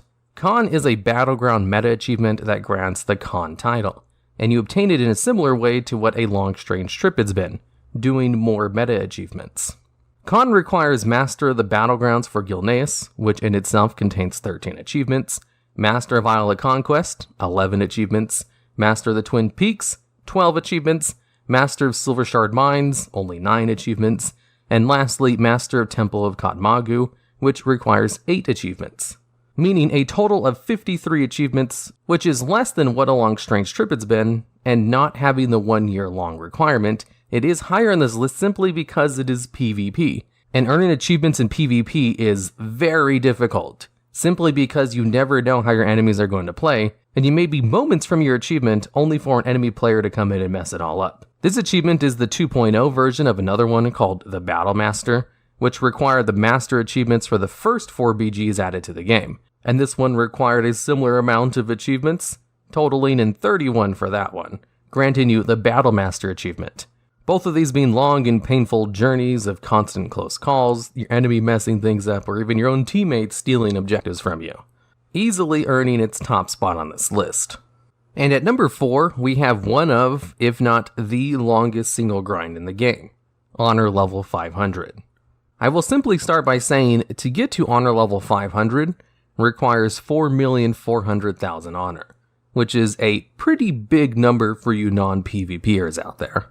This grind is something very, very few people have completed. Most of those that have it are likely people who exploited a few known bugs, like the Darkshore pre-patch honor trading to do so, as to earn this currently, the only way to do it is to play PvP every single hour of every single day for almost a year. This was added in BFA, but people could get somewhat of a head start by having done PvP and gotten prestigious ranks in Legion when the PvP leveling system was introduced. Honor levels are something that just happens passively by doing PvP, first giving some rewards every 5 levels, like pets, toys, titles, mounts, and then moving to every 10, then every 25, and then every 100, ending with the penultimate prestigious Bloodforger Courser, a unique mount with an insanely nice appearance, an insane achievement earned by less than 0.1% of the community. And now we're on to the final 3, and first we will start with a simple one to explain, the 100 Exalted Reputations achievement. Now, I don't need to tell you, but getting 100 different reputations to Exalted is very difficult, especially right now, as currently there are only a couple more reputations than required for the achievement. So, earning this requires doing tons of grinding, dailies, gold spent, and overall just, a huge time investment over the course of every single expansion, as Vanilla has 28 reps, TBC has 16 for the Alliance, 17 for Horde, Wrath has 10, Kata has 7, Mop has 14, WoD has 8, Legion has 10, and BFA has 8, leaving us with a grand total of 102 reputations if you add the guild reputation. 103 if you got Shendalar or Zandalar Tribe before they were removed. So currently, this achievement is only obtainable if you do every single rep to Exalted, with a leeway of 2 reps. However, with time, as more reputations are added to the game, this will become easier and easier. However, Blizzard is sure to add more rep achievements to the game, and with this harder versions of this achievement, that will fit into the spot, as some rets like Ravenhold or Gorilla are super annoying and time-consuming to farm. And at number 2, we have Warlord of Draenor, giving you the Warlord of Draenor title. This achievement was added with Warlords of Draenor, and has a simple requirement of killing a few of every single enemy race, as well as winning a fight in the High Mall Coliseum. Now, to be serious, winning a fight in the High Mall Coliseum is pretty easy, so I'm not even going to talk about that. What makes this achievement hard, though, is the other requirement, completing the Nemesis quests. These quests are picked up at the Gladiator Sanctum, a building you need to make in your garrison, and once made, you could pick up a quest of your choosing. Now, this is important. You could only pick up one quest at a time. You could not pick up multiple, and each quest required you to kill 500 of that one race while you're on Draenor before you can hand it in and pick up another quest. Meaning, for Horde, for example, you would need to kill 500 Draenei, then 500 Dwarves, then 500 Gnomes, 500 Humans, 500 Night Elves, 500 Pandaren, and then 500 Worgen, each granting a title like Draenei Destroyer, the Dwarf Stalker, etc., etc. I don't know if I need to say it, but killing 500 of every single race is hard enough. But to have to do them one at a time means to even complete one part requires thousands to 10,000s of kills, especially since some races like the Gnomes, Goblin, and Pandaren are so rare. And especially now with allied races, to find and kill this many is insane. Pair that with the fact that all of this needs to be done on Draenor. While Draenor added no new BGs, it did add an epic PvP arena, Ashran, which was then made into the epic BG. That is basically the only place you can do it now. Pair that with a massive amount of people hating Ashran, meaning this grind alone can take months to years of grinding in Ashran based on your luck and time commitment. Especially since there's no good way to abuse this, as killing one of these races gives that person a 5-minute debuff, meaning you can't get credit from them again. So you can't even hunker down with a friend to kill them over and over, as that will take you 42 hours to do just one, meaning the full grind. If you did it this way, it would take you 294 hours. Completing this is something very few people have done and ever will do, and this will likely never become easier, and may become even harder with more races and allied races added to the pool, lowering the amount of each of the current races you'll be able to find in Ashran. And last but not least, number 1. The most widespread achievement I've ever seen, and well deserving of the spot, as this achievement requires Mythic Plus, raiding, battlegrounds, reputations, war mode, Mechagon, raided PvP, island expeditions, Heart of Azeroth levels, and Nazjatar questing. And I doubt some of you will even know that this feat of strength even exists, and it is the Phenomenal Cosmic Power. Now, we are about to list off everything you need to do in order to get this achievement, simply because it is number 1, so this might take a while. This achievement is granted to you by collecting every single Azerite essence for 1 spec at Legendary Rank 4. Rank 4 essences are very hard to obtain, as they come from the hardest and most rare content, as the ranks 1 to 3 actually give power. Blizzard made them a bit easier to obtain, while rank 4s only give a cosmetic upgrade, meaning all of the effects are much more appealing, so they have to make the rank 4 much more difficult, to the point where many people don't even have a single rank 4 yet. The first comes from neck levels, all 4 ranks coming from leveling your Azerite neck to specific thresholds, followed by a short questline with a specific dragonflight, the legendary rank coming at level 70. Next is the Mythic Plus essence, requiring you to do a Mythic 4, 7, and then run a few every week for a while, depending on how high of a key you did, speeding up this process at max, reducing it to 2 weeks if you do a 15 plus each week. After doing that, you need to earn rank 4 by completing every Mythic Plus dungeon at level 15, in the given amount of time. Then spend 800 Titan Residuum to purchase it. There's also the Raiding Essence, which requires killing bosses in the Eternal Palace raid every week for upwards of months, depending on what difficulty you do. Higher difficulties make it go by faster, as you get items to craft ranks 1, 2, and 3. After that, you need to kill Mythic Ajara, and with that, about 3 people will get the rank 4 essence, meaning not only do you have to do Mythic Ajara, a boss less than 2% of the player base has killed currently, you also need to hope you win the drop for yourself. Next is the basic PvP essence, requiring you to do Battlegrounds, Epic Battlegrounds, PvP Islands, and Weekly Brawls to earn honor. This being best done on easy brawls and during weekly Battleground bonus honor events. Because for ranks 2 and 3, you need 10,000 and 30,000 honor. But then to get rank 4, you need a total of 100,000 honor, which is 3 times the grind required for rank 3. The next 2 essences will be included together as they're basically the same. The 2 essences require reputations with the 8.2 reps and Nazjatar Mechagon. Ranks 1 through 3 requiring Honored, Revere, and Exalted, and the vendor cost of mana pearls or Mechagon crafting materials depending on the rep. In the coming 8.3, this is going to be lowered by 1 rep level each, making it much easier to get rank 3s. However, the rank 4s for those 2 reputations essences come from the Paragon caches. These caches are earned once you get to Exalted and get 10,000 rep on top of that. You can then turn in the quest to get yourself a cache, and inside you have a chance to get your legendary essence. Now, for the War Mode essence, this essence requires you to do a fair few amount of War Mode based objectives, from killing up to 50 players in Mechagon and Nashtatar, getting supply chests, and competing in the battle for Nashtatar, to spending 5 weeks doing both weekly Call to Arms quests. Those simply earn you ranks 1 through 3. After that comes the real grind of getting rank 4. First, you need to kill 10 members of the enemy faction in Nashtatar to become an assassin. At this point, you need to loot 25 supply chests in Nashtatar. These chests being crates that are dropped off by airships that fly over the zone every 45 minutes.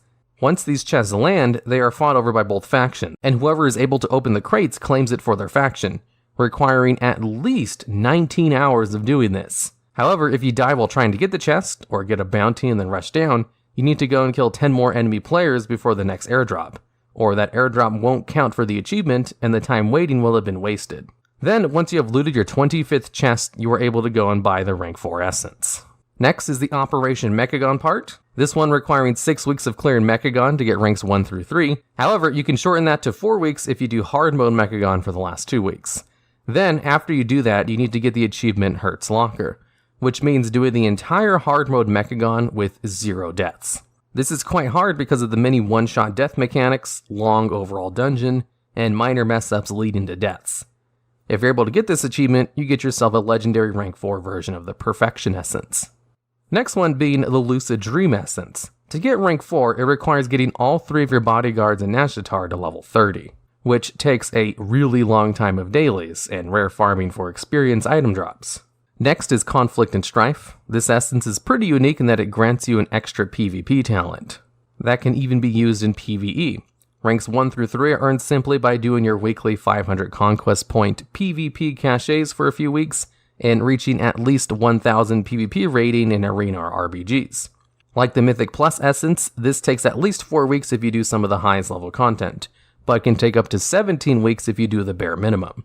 Then to get rank 4, you need to reach the Elite PvP rank, which requires reaching 2400 rating in arenas or RBGs. And for the last one, we have Worldvine's Boon, which comes from Island Expeditions, requiring some mission table missions, doing your weekly Island Expedition cap for a few weeks, which will grant you ranks 1 through 3 pretty quickly. However, like many of the others, rank 4 is a very rare drop, this time from the treasure maps you get weekly for completing your Island Expedition Azerite cap. Get the map and hope it's rank 4, send it off, and in a few days your final rank 4 essence will be there waiting for you.